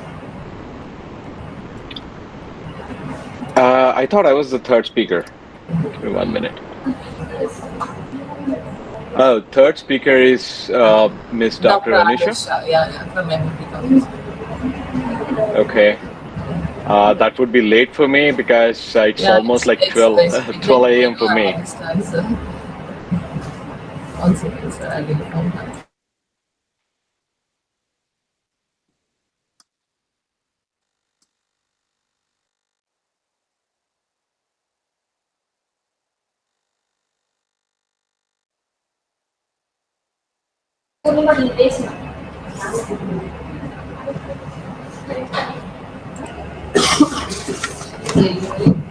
Thank you, sir. Thank you for accepting our invite. So now it's time to introduce Mr. Vijay Koneru, Vice President of Architecture, Fidelity, Texas, United States.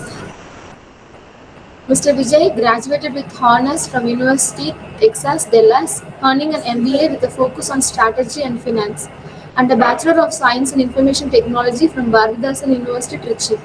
In his free time, he delivers guest lectures at University of Texas Dallas and actively contributes to open source communities. Mr. Vijay holds Solution Advisor certification in blockchain platform from IBM and Cloud Foundry from Red Hat. Currently, he is working at Fidelity as Vice President of Architecture.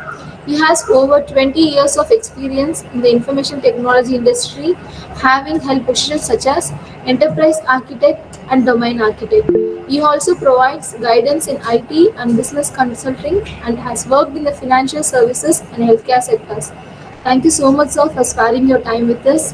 Now, I request Mr. Vijay, sir, to take over the session. Thank you.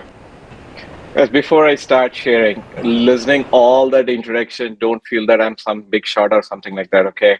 Let me tell you my facts about it, okay? First of all, can you guys hear me properly? Yes, sir. Yes, sir. Okay, let me share my screen and let me know once you guys can see my screen. Can you guys see my screen? No, sir. It's not possible. No.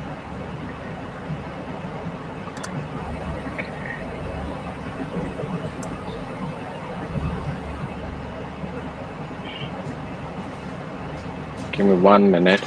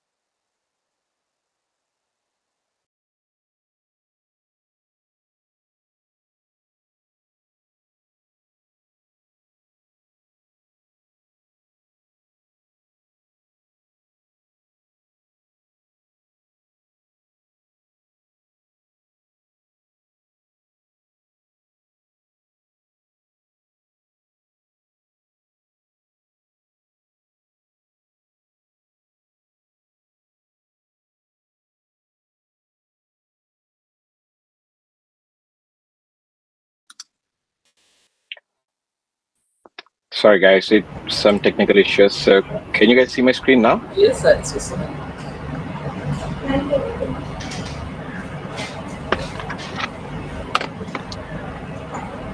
Okay.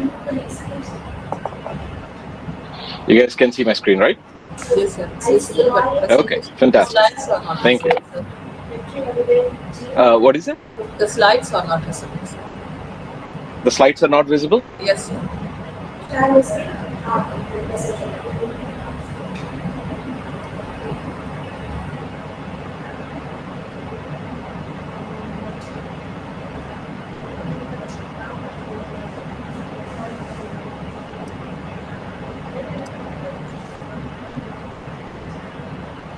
How about now?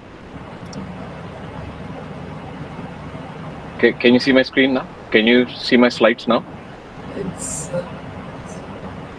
no, sir. Slides are not visible.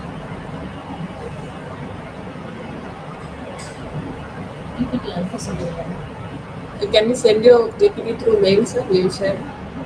I'm fine with that. Yeah. But I have some animations, so that's why I was trying to do myself.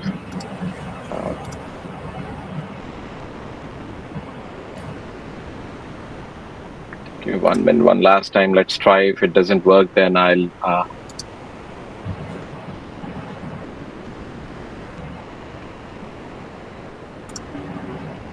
Yes, sir. It's Can you see now? It's visible? Yes. Okay, fantastic. So before I start sharing something, right, first let me tell all your students, guys, I want you guys to feel free and make sure that, you speak to me. If you need anything, stop me. Feel free to ask questions, okay? And before I delve into the presentation, guys, first, it's an honor to be part of this conference today. And I would like to take a moment to express my appreciation to CTTE Trust for their vision of empowering women through education, ethics, and economic development. It's pretty awesome that I never saw these three being their vision statement. But one thing I would request your management to add is financials. It will be nice if you can add the financial education to women, especially because in India, we have this, most of the women, I don't know whether it is still true or not, but when I was there, most of the women, they're more focused on education rather than finance. Trust me, once you guys can do magic with finance, you can take India to the next level. Especially women can take India to the next level. You are very strong administrators.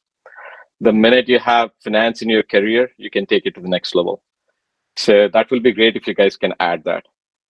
Okay. With that said, let me start sharing my screen.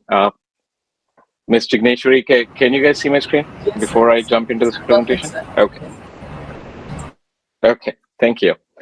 Okay, so you guys learned a lot about me on technical stuff. So let me tell you something fun about me. I'm a backbencher. You guys know what backbencher means? I always used to sleep in my class. Okay, so it's funny because I used to sleep in my class. It's not because I get sleep. It's more towards I cannot get engaged with my teachers. So it's my problem. So my goal for today is how can I engage you guys so that everybody can focus on me? That's my goal. So it's all about what I made the mistake. I'm trying to not to do with you guys. Okay. The next one, I love the food in India, especially when I was studying in Trichy. I used to eat egg noodles and kushka. I don't know whether you guys still have kushka over there, but that is my favorite food. I used to enjoy that. And just like any other Indian, I'm a great fan of Rajinikanth, Mr. Rajinikanth. Okay. So I hope I got your attention now.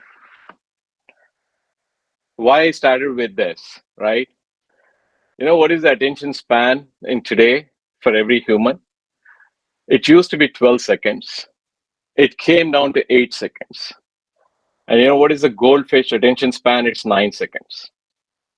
That means our attention span is so less that we can't focus on when someone is talking. When someone is talking, you know why reels or Instagram videos are so small in nature? Because the attention span of human is coming down. If you give an opportunity to everybody right now, you will skip the movie by at least 15 minutes. Like titles you'll skip, the interval you'll skip, everything you'll skip, and you try to watch the climax. That's the flexibility, and that's how that because of the flexibility, that's the attention span is coming down for the humans. And that's how the technology is changing.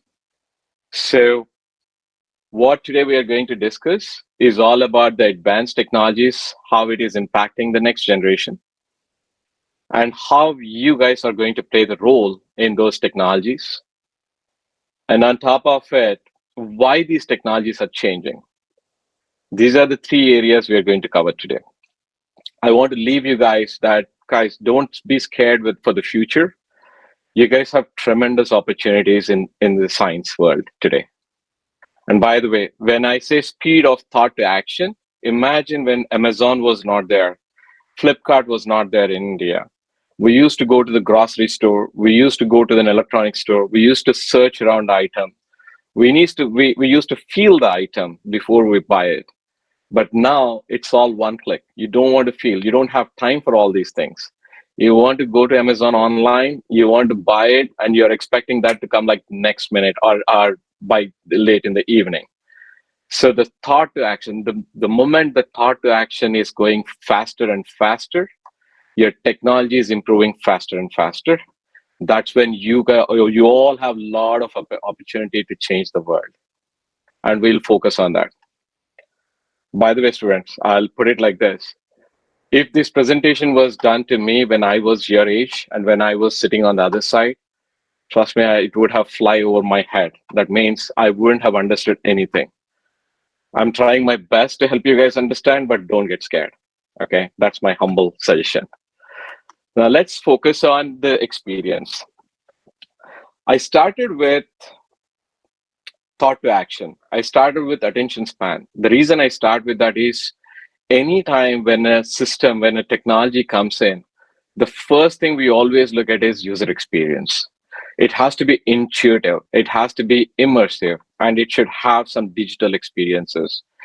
If someone says, I need to click 10 times to watch a movie on Netflix, I don't think so Netflix would have been this big by now, right? They always focus on the best experiences.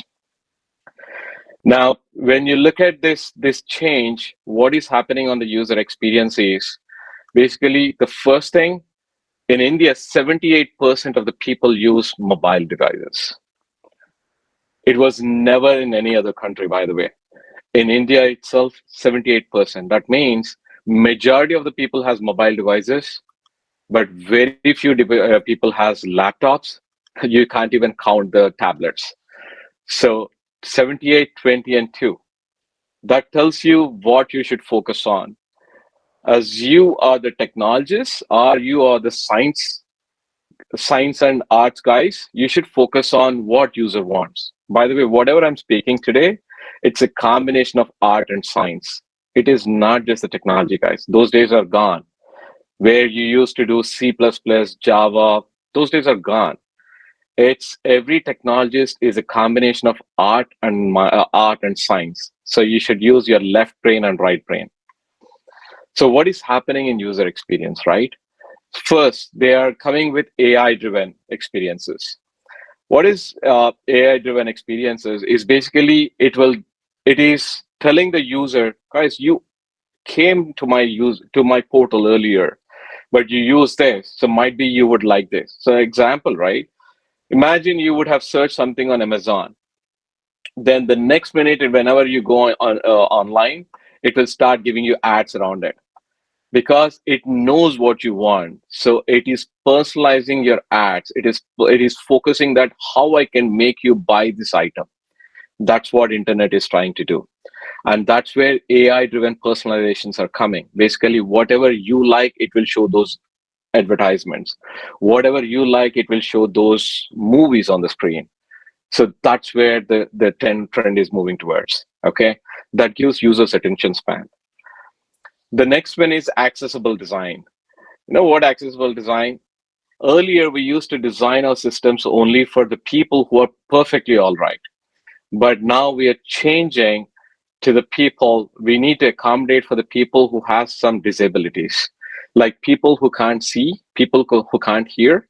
So the trend is changing towards how can I make my website visible to them too? That's where the trend is moving towards. Minimalistic and intuitive designs. So people don't want to click on 10 times. People want the websites to focus on exactly what they want.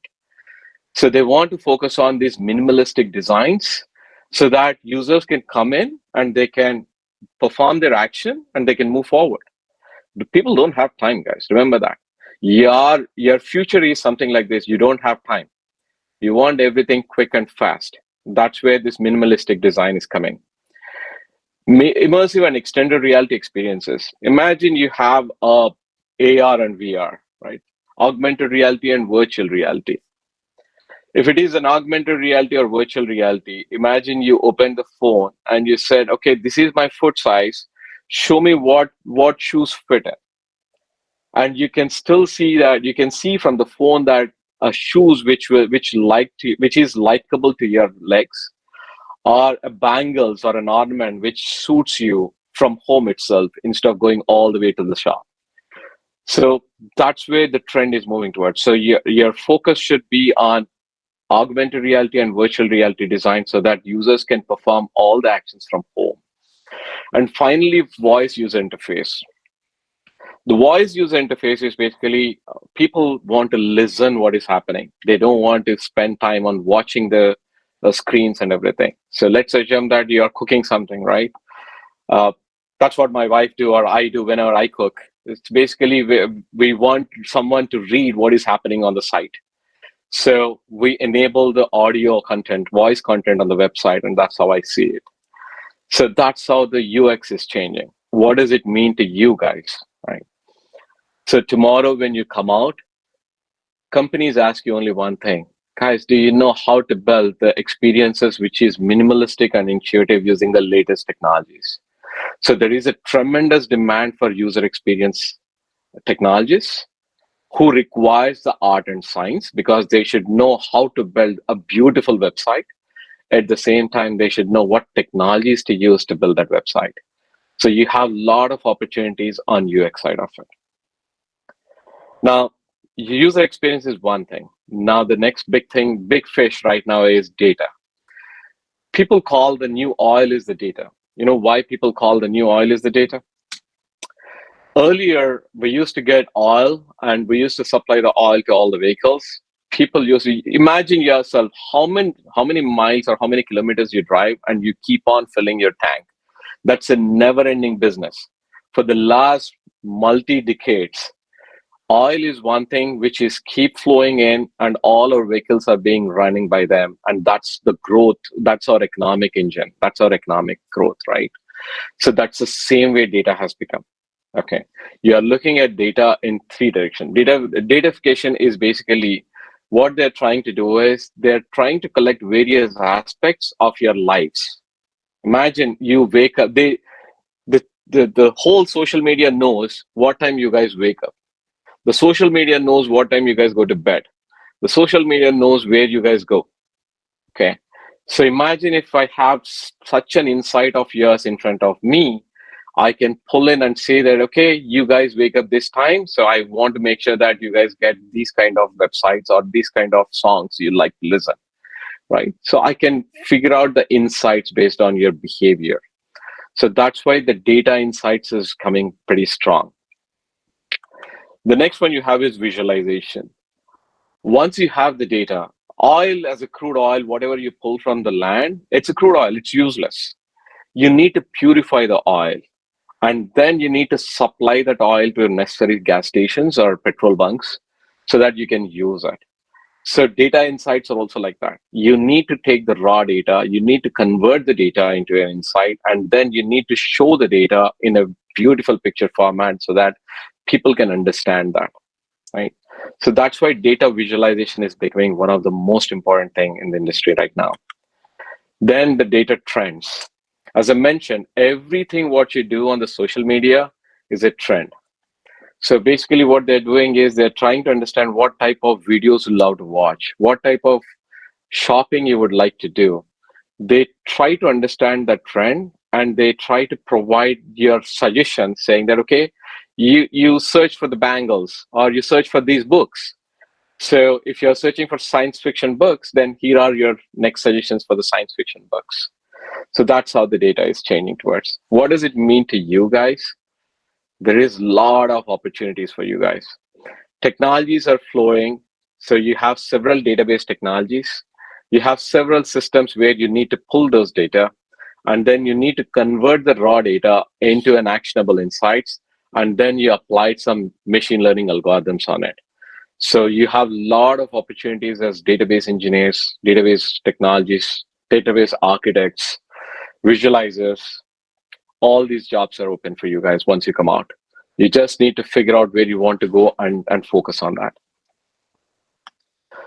Now that you have so much amount of data, right, what you guys can do.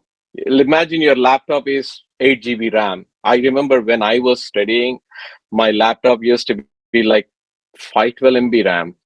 512 MB, you can imagine how low it was, right?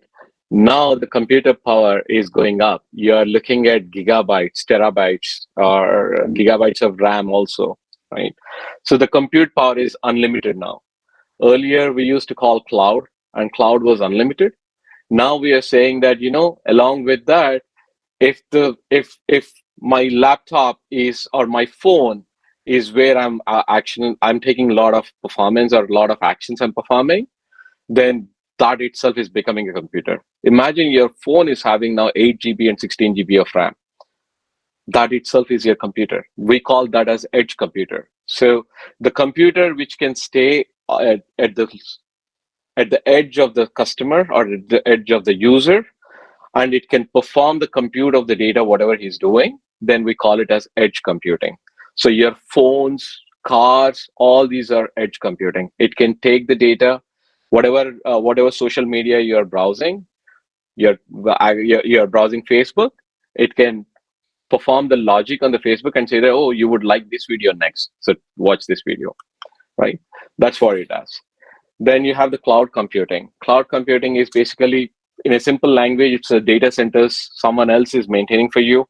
And that's where most of the services they build, and they say that, okay, you use it and you pay for it, just like your electricity bill. Just like how much ever you're using the electricity bill, you're paying for that. That's how the cloud computing, which I'm sure that you guys would have known by now. The next big thing is quantum computing. Quantum computing is a very big thing because the amount of data is no more terabytes. We are looking at petabytes. I'm sure that you guys might have heard about ChatGPT.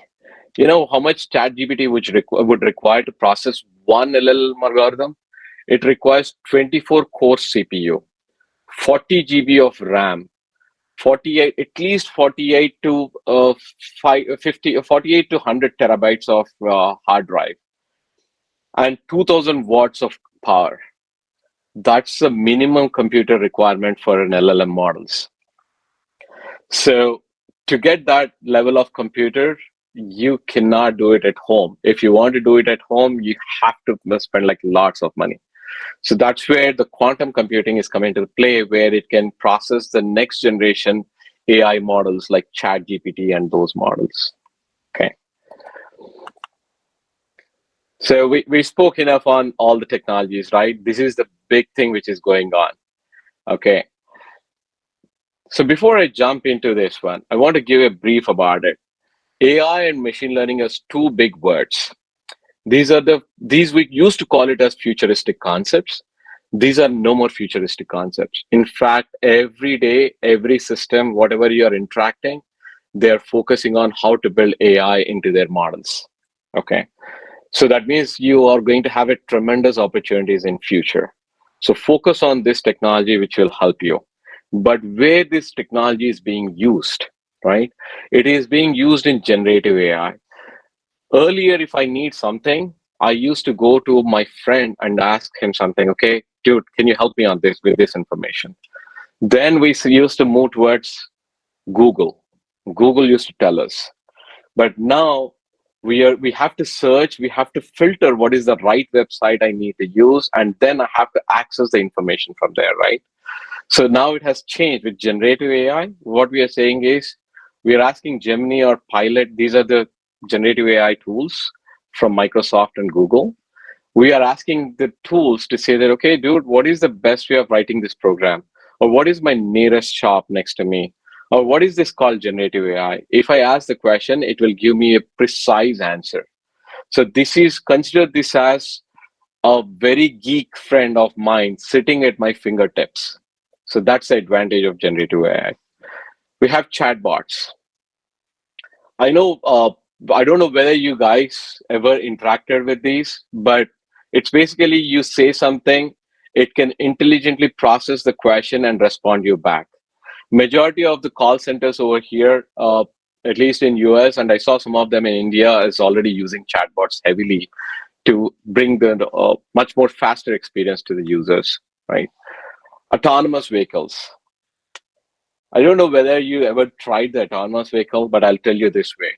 When I looked at autonomous vehicle 5 years ago, I felt, man, how the hell the car can drive by itself? If I have a pothole over there, or especially look at in India, right? There is a bike all the way coming whenever you're driving a car, and people go left and right. We don't have a lane system, which is good. I mean, in fact, our human cognitive intelligence is so good that even though we have so many vehicles, our accidents are less. Here, even though we follow a lot of rules, we have some accidents happening all the time. So autonomous vehicles is so intelligent enough now, it can check around surrounds, and then it can act based on the events happening around it. So Tesla is a classic example when it started the autonomous vehicle. The drug discovery. A previous friend, Mr. Matthew, as he was explaining how it is impacting, the technology is impacting in the healthcare industry. It is drastic. Imagine during the pandemic, within 1 year, there is never a scenario in the whole history of medical history, there is never a time that they could release a drug within 1 year. And our COVID medication have come to the market, all the way from research to the market within 12 months. So there is so much data crunching which happened. There is so much data generation happened. They collected a lot of information from several demographics of the world about the people to make sure that will the vaccine work for all the type of demographics of the people. So that's why the technology helped the drug discovery faster during the COVID. The robotic surgeries. Nowadays, the knee surgeries, especially the knee, I got my LASIK done because I used to have my eyesight.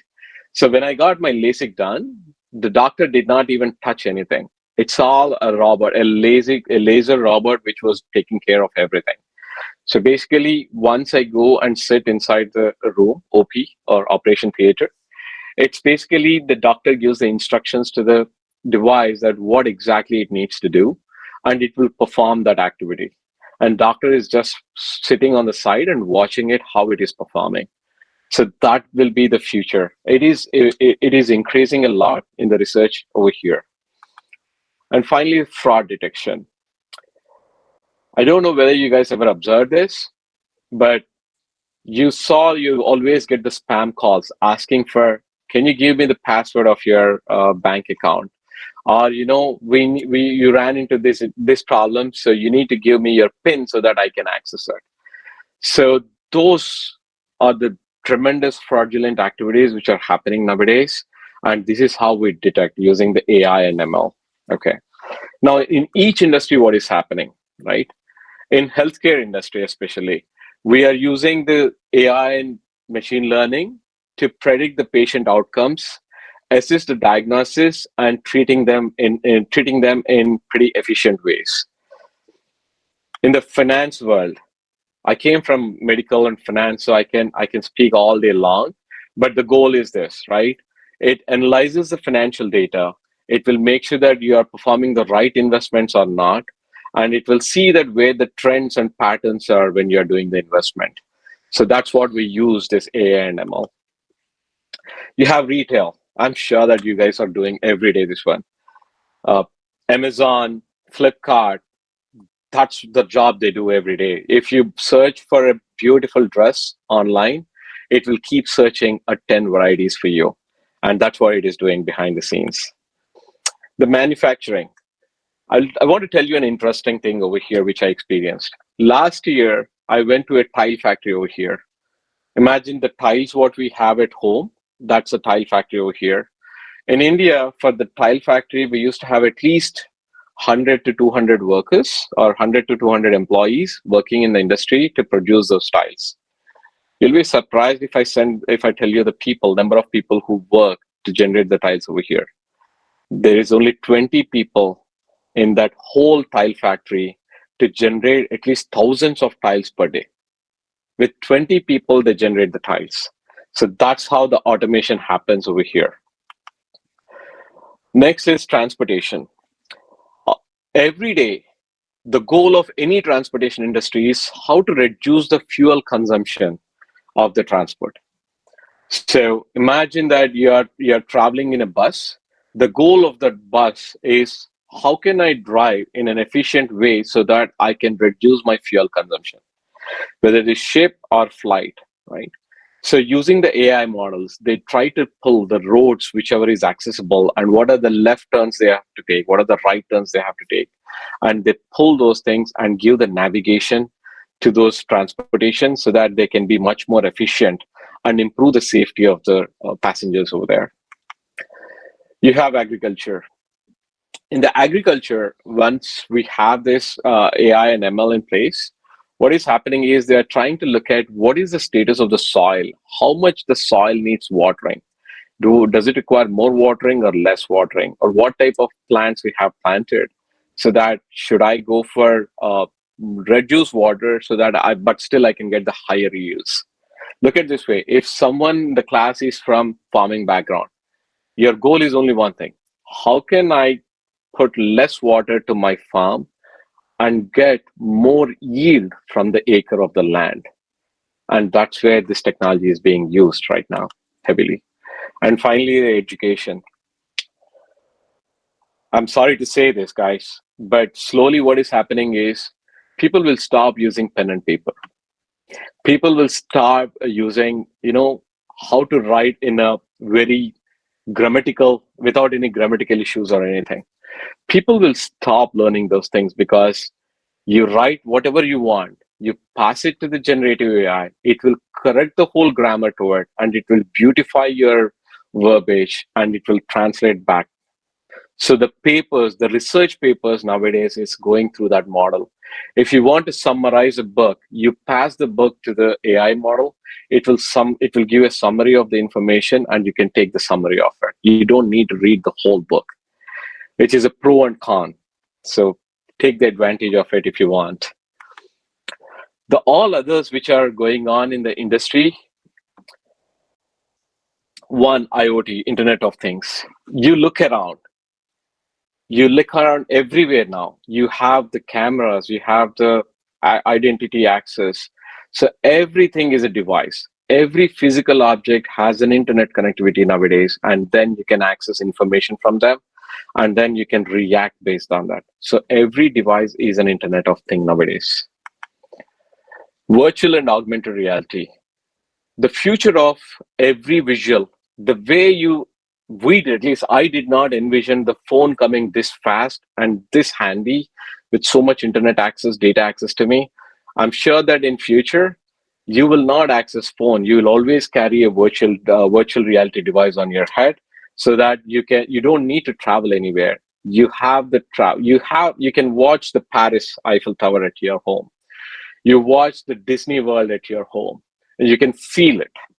And that's how the technology is changing in AR and VR. Digital twins. This is an interesting subject because every physical object is nowadays converted into a digital object. What does it mean, right? Earlier, when your teachers used to give marks, they used to take the paper, they used to read the answer, they used to use a pen and paper to tick the answer, and they used to give feedback on the paper, and they used to give the marks. It is no more like that.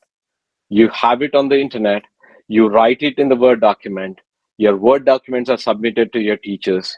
Your teachers will be converting that into whether the answers are right or wrong, or should we give any comments over there. So every physical activity is converted into the digital activity nowadays. So that's a big thing going on now. Edge computing, as I told, right? Tesla is a classic example. I don't know whether you heard about it or not. If not, just go and Google about it. So when a car is driving, I'll put it like this in the easy way, right?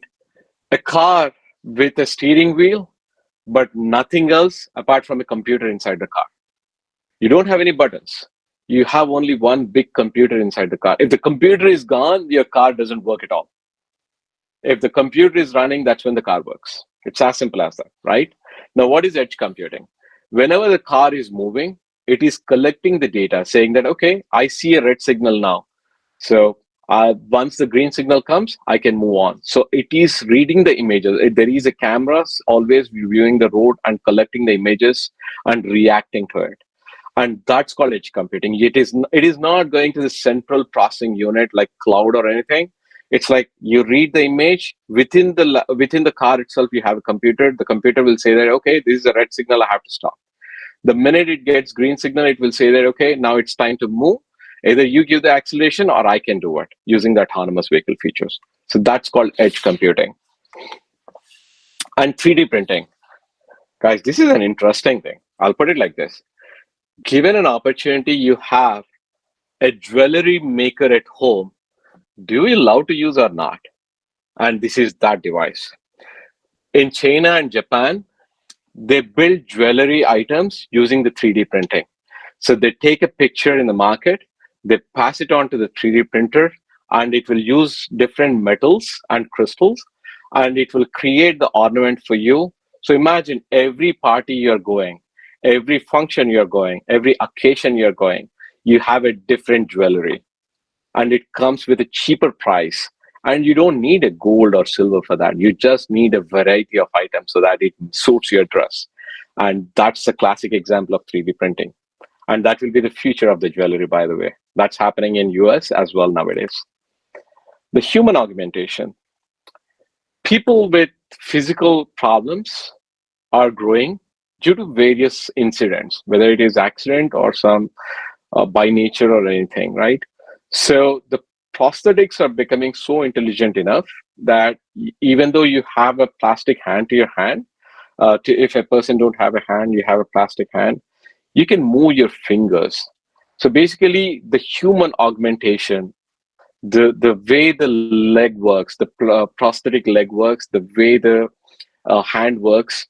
In fact, we are connecting brains to look at how to get whatever you're thinking in the brain and read it from the brain.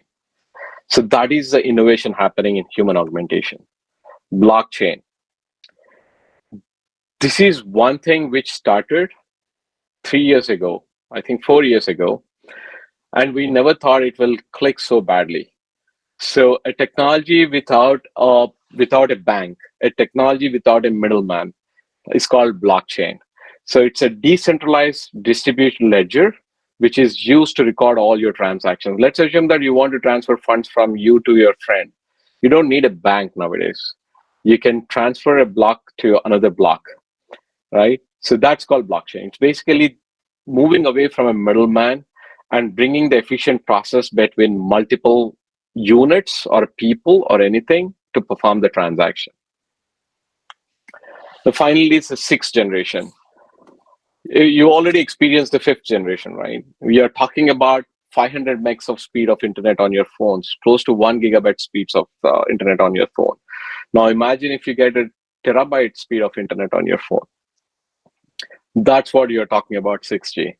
There is almost, the specification is finalized and the construction is going on. One is how to bring low latency, high speed data to the devices. And what does it mean to you guys? Imagine how much opportunities are there in the market. Internet of Things, virtual and augmented reality, everywhere the technology is improving so bad. It's just that you need to learn what right tools I need to use to build this technology is what your focus should be. Just take a step back. don't start focusing on just C++, Java, .NET, those kind of things. Those are mandatory. There is no doubt about it. But focus on what problem I'm trying to solve. So that way you can understand how this technology can be useful to the user, whether it is for end user or whether it is a technology users. That's what you're focusing on. Last but not least, I want to close this session with 2 takeaways. The best way to predict the future is to create it, guys. Don't expect that someone else is doing something. You are there to create it. And you can't wait for the opportunity. You have to create the opportunity. Okay. With that said, I would like to leave the session and say that, guys, one thing, focus as a woman organization, focus on, give me a minute, focus on your finance. I'll tell you why. Imagine your dad is making financial decisions. If you make the financial decision for your dad or for your mom, imagine the power at your hand, the analysis you're doing at your hand. That's one weakness I always see in India. A woman never become a champion in the finance because we always leave that to the men. The day you take it over and you start managing the finance, you will know how to make money out of money. And that's very important. All these technologies will be revolving around that. And you should learn how to use digital tools. You're only interested in smaller part of the digital landscape. I would recommend you focus on the larger part of the digital landscape. The minute you focus on larger part of the digital landscape, you will become the champions of the users. That's what I want to leave you guys today with.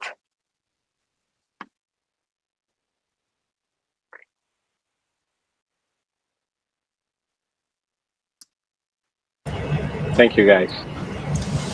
Thank you, sir, for enlightening us with your words of guidance to actively engage with advanced technologies and mold it into something remarkable that is useful for the society.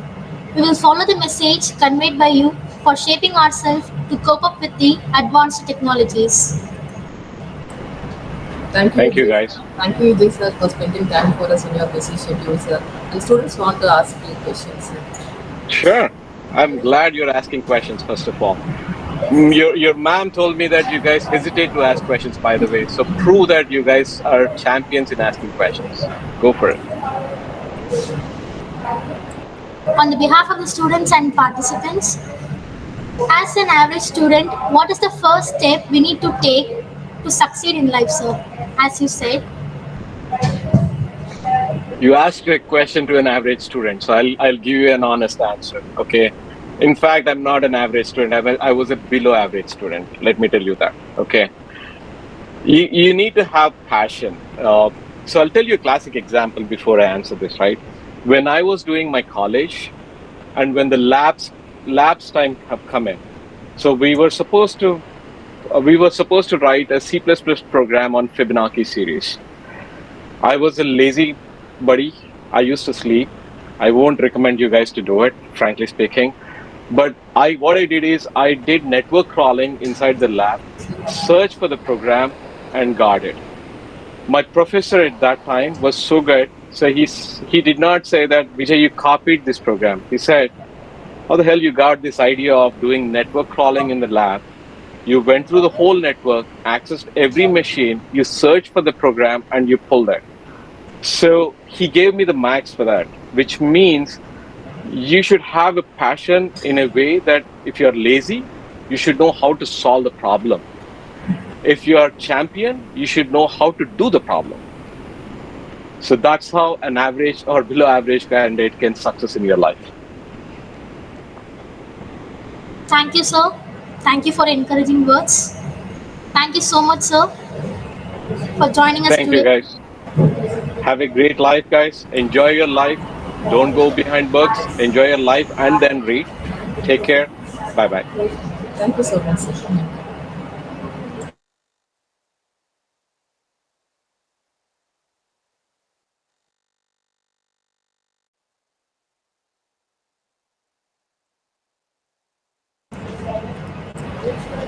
Now, I request Dr. P. Anusha, Assistant Professor, MOP Vaishnav College, Chennai, to deliver the next lecture of the technical session on sustainable technology. Over to you, ma'am. Very good morning to all of you. Good afternoon also. I know all of you will be tired after back-to-back sessions. So I think I will not take much of your time and I'll just make the session very brief.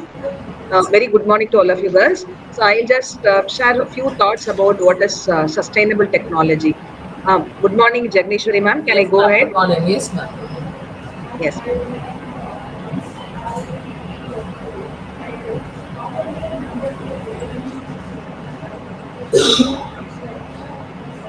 Session. 5-minute session.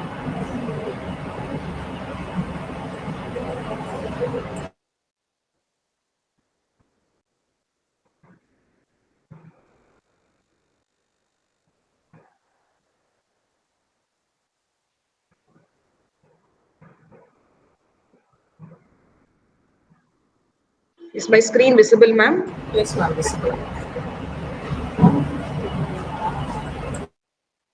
So the agenda for today is I'm going to talk about what is a sustainable technology. So what is it basically? We hear these terms sustainable technology everywhere. So what is it basically, and why we have to adopt sustainable technology from IT perspective, and the importance of sustainable technology, and what are all the uses, and then examples, a few examples of sustainable technology, a future outlook, how it is going to be in the future, and what are all the challenges and barriers we have in sustainable technology, and the strategies to implement sustainable technology. So these are the brief overview. This is my agenda. So I try to cover what and all can be covered, right?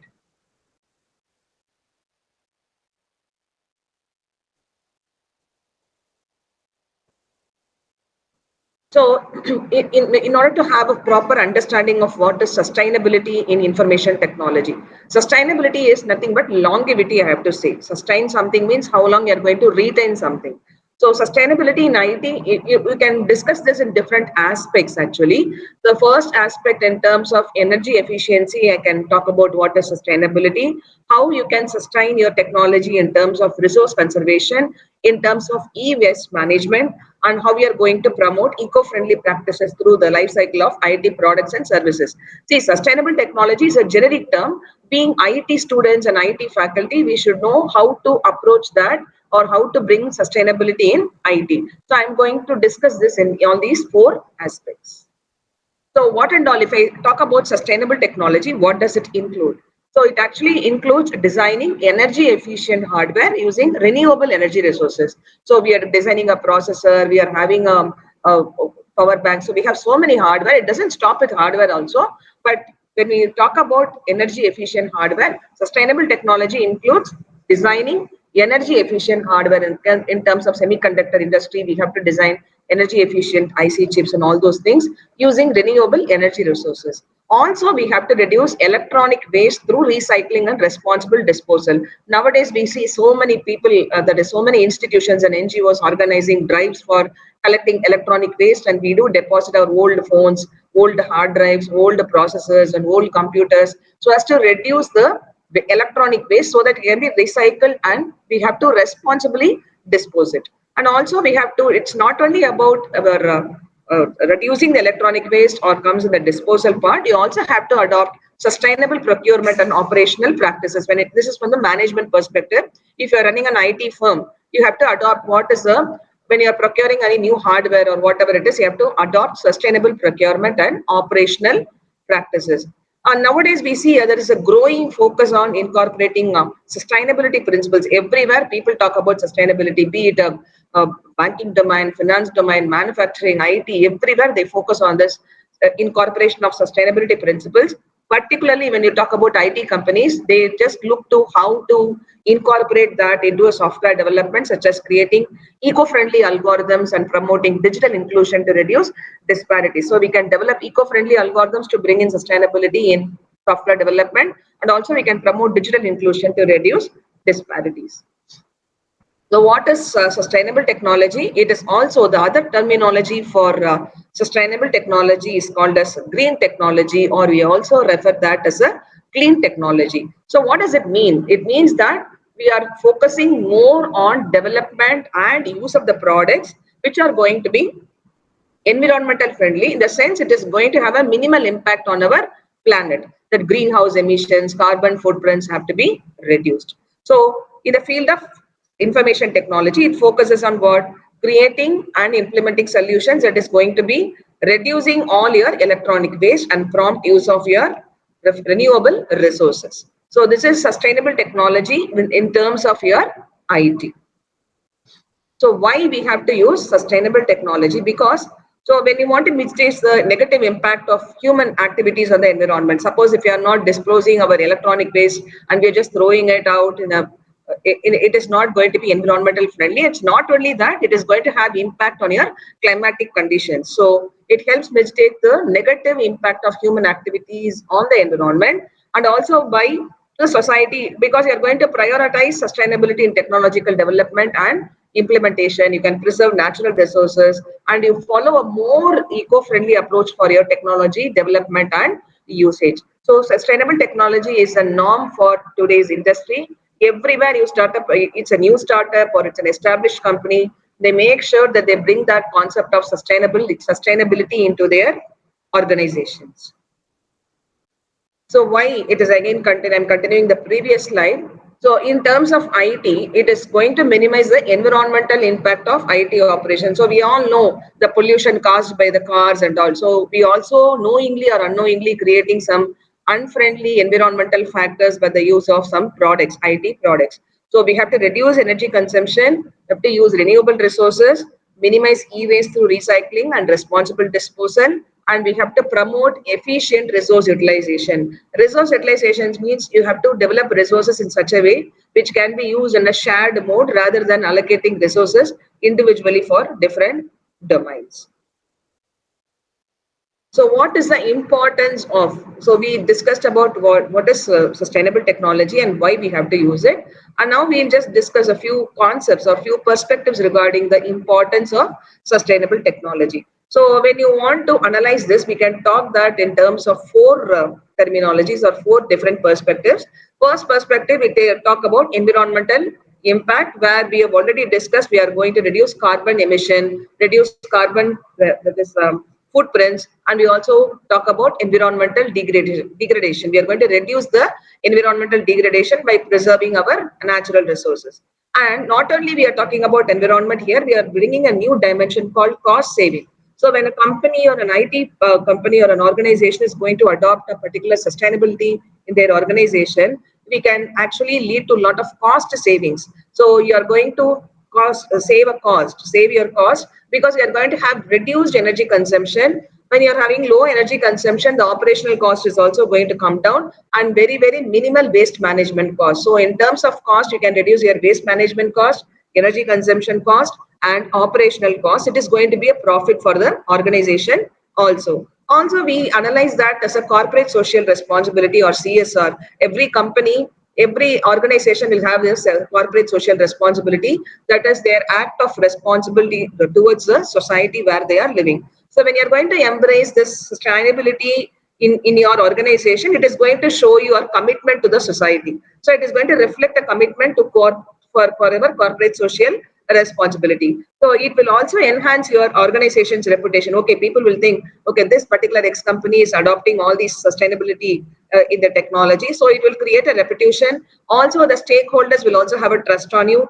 As a result of this, the stock market, people will buy much of your stock, the company's stock prices will go up, and it also attracts environmentally conscious customers and investors. So people will try to buy the stock. So it is having an economic impact indirectly. So when you are having a corporate responsibility on investing on that is implementing your that is sustainable technology, it not only stops that you are not you are saving the environment, you are saving your cost, and you are also saving your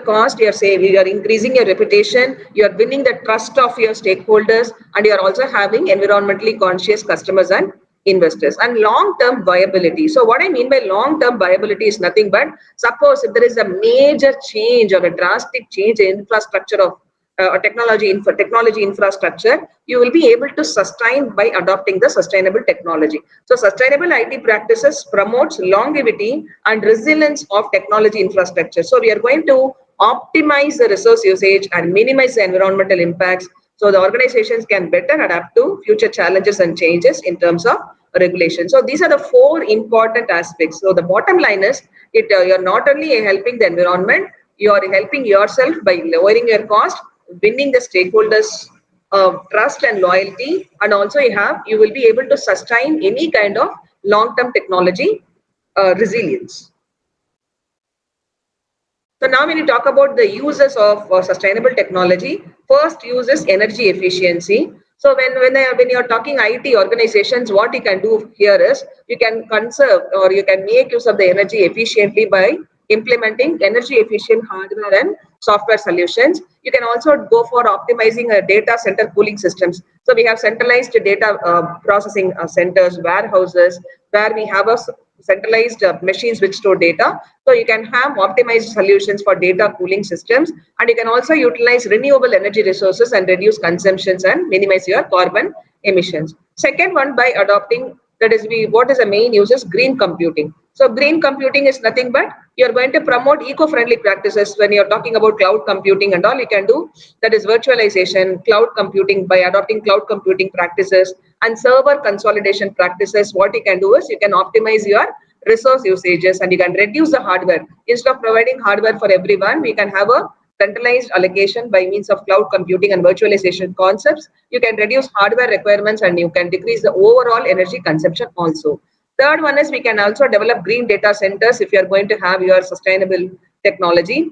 So data centers they are the warehouse of data, voluminous data. So what you can actually do is you can design and operate data centers with energy efficient cooling systems, and you can also incorporate optimized server configuration. That is no go for a higher end configurations, or configurations which are eco-friendly, and you can say significantly you can see the effect of those configurations having an impact on the environmental our environment, because we are reducing the carbon footprint here.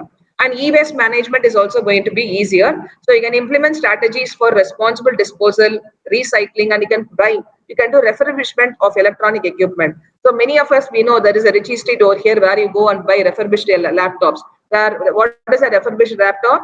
We just go there and buy used laptops, the parts which are working in a used laptops which are disposed, we take them and we configure and make use of it. So that is called as refurbished electronic. Even in Amazon, we have refurbished electronic items. So when you are buying it, you are saving the environment.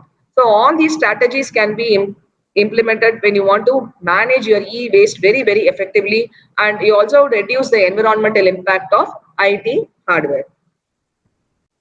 So let us now see some of the corporates or the companies or the industries which are already practicing the art of sustainability. So Google has been that is, they have incorporated that as a corporate social responsibility, and this Google company has been very committed to the sustainable technology by using renewable energy power to power its data centers. All Google's data centers and offices are powered with renewable energy resources, and it is also making strides in designing energy efficient server and infrastructure. When you take about Apple, it has also made very, very great efforts to reduce the carbon footprint, and it is also using renewable energy for all its operations, and it has invested a lot in renewable energy projects. So the company focuses on designing products with recycled materials thereby to produce or improve the energy efficiency.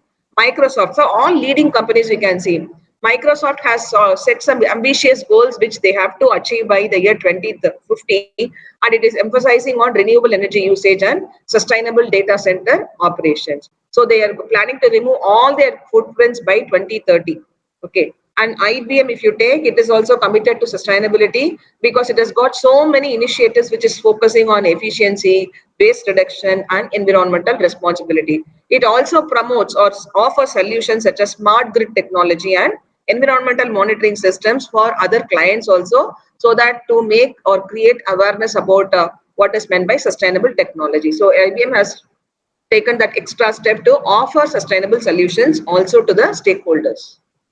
So when you talk about the future outlook, so we can analyze the future outlook of this sustainable technology in terms of three perspectives: innovation and technological advancements. So when ours is a technology field where you cannot stop innovations, it continues to happen over the years. Before that, it's over the decades. Now it has come to over the days. So every day is a new technology innovation. So continued innovation, what happens here is in sustainable technologies, if you're going to innovate, so it is at the baby step now. If you are going to create more innovations in sustainable technologies such as renewable energy or energy efficient manufacturing processes and waste reduction techniques, it will enable every industry to adopt environmental friendly practices. So this particular practice is reachable for all the industries who are into the business.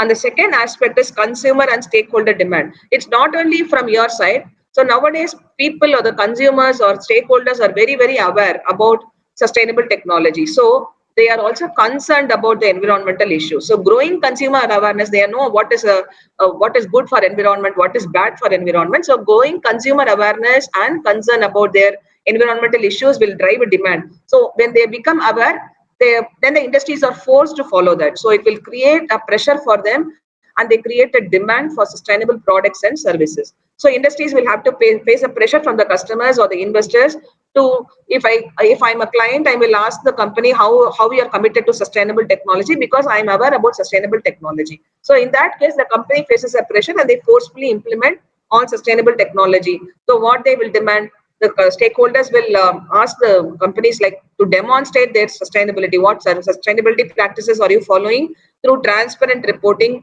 eco-friendly products, and responsible supply chain management? Okay. The third outlook aspect is cost savings and efficiency gains. So sustainable technologies offer long-term cost savings. If you are going to incorporate that, if you're going to save cost in the long term, and you're going to gain a lot. So investments in energy efficient equipment and waste reduction measures and energy resources, you are going to reduce the operational cost, lower resource consumption, and improve overall productivity. So it is a cycle, I have to say. It not only stops with you, it is affecting everyone. Now, what are the challenges and barriers? So just now we saw about the future outlook. So what are the challenges and barriers in adopting a sustainable technology? What are the challenges faced by the IT industry? So first challenge they face is energy consumption. So every industry has a data center because data is omnipresent. So data centers and IT infrastructure consume a lot of energy, and as a result of this, it leads to a lot of carbon emissions. So you have to definitely incorporate in renewable energy resource and energy efficient system. And you have to, for that, in order to implement that, you have to have some investment. So you have to have a substantial investments and infrastructure also you have to upgrade to accommodate all kind of sustainability technology in your industry. So that is the first challenge which industries are facing nowadays. Second one, e-waste management, because every day we have a rapid growth in our hardware configuration or whatever it is. And the rapid phase of the growth of technological advancements leads to a higher turnover of IT equipment. So when you have a higher turnover of equipment, say we are using iPhone 3, 4, 5, 6, you see so many innovations happening. So everything becomes obsolete and we are going to dispose it.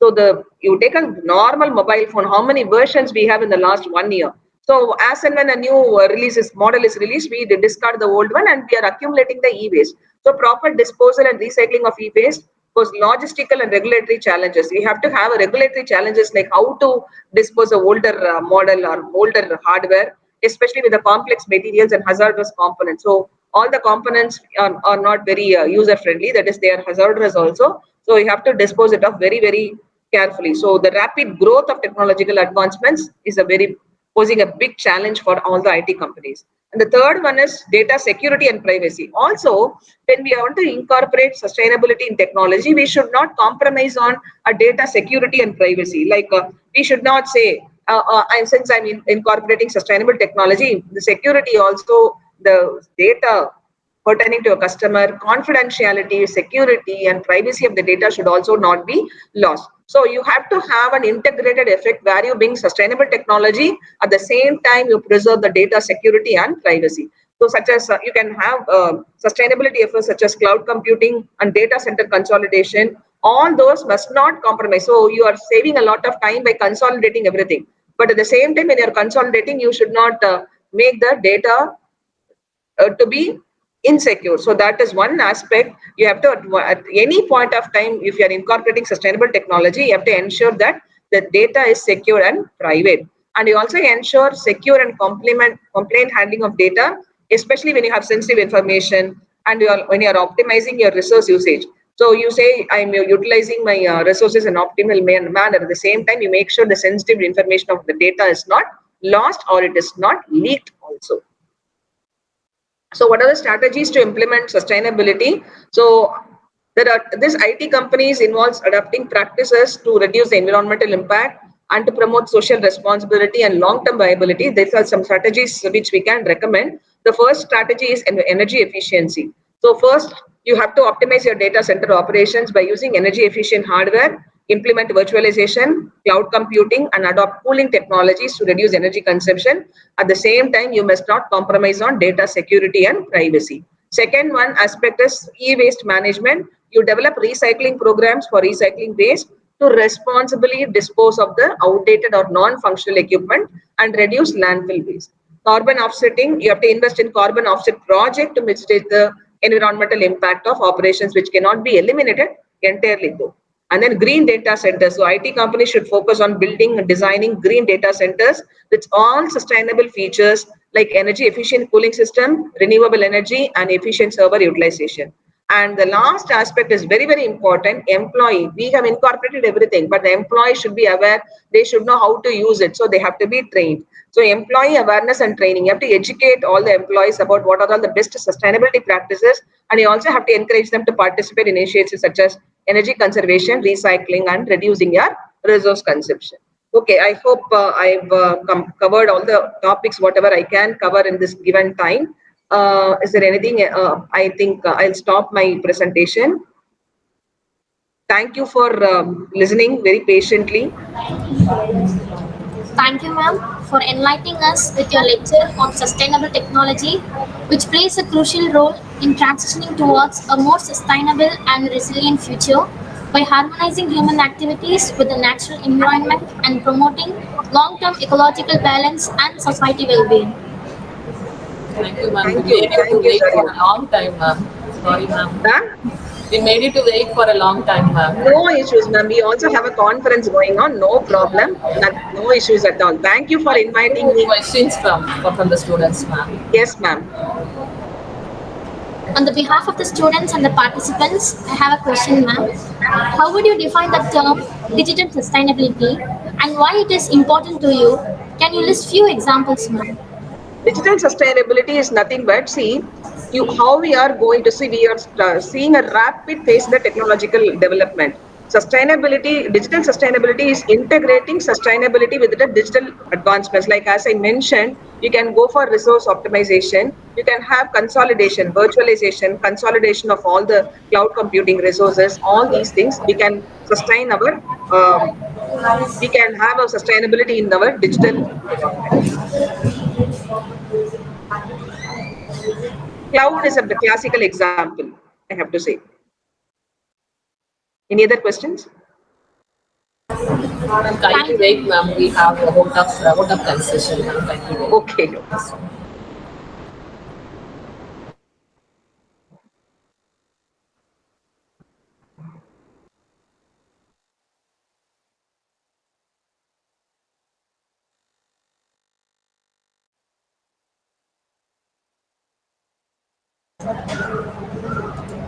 Thank you so much, ma'am, for joining us today. As we come to the end of this enlightening conference, we stand at the threshold of a new era of technological advancement. The knowledge and insights shared by today's eminent speakers have illuminated our path forward, guiding us towards a future filled with endless possibilities and opportunity. Now, I request Ms. Farhana Irene from 2nd BCA to propose the vote of thanks.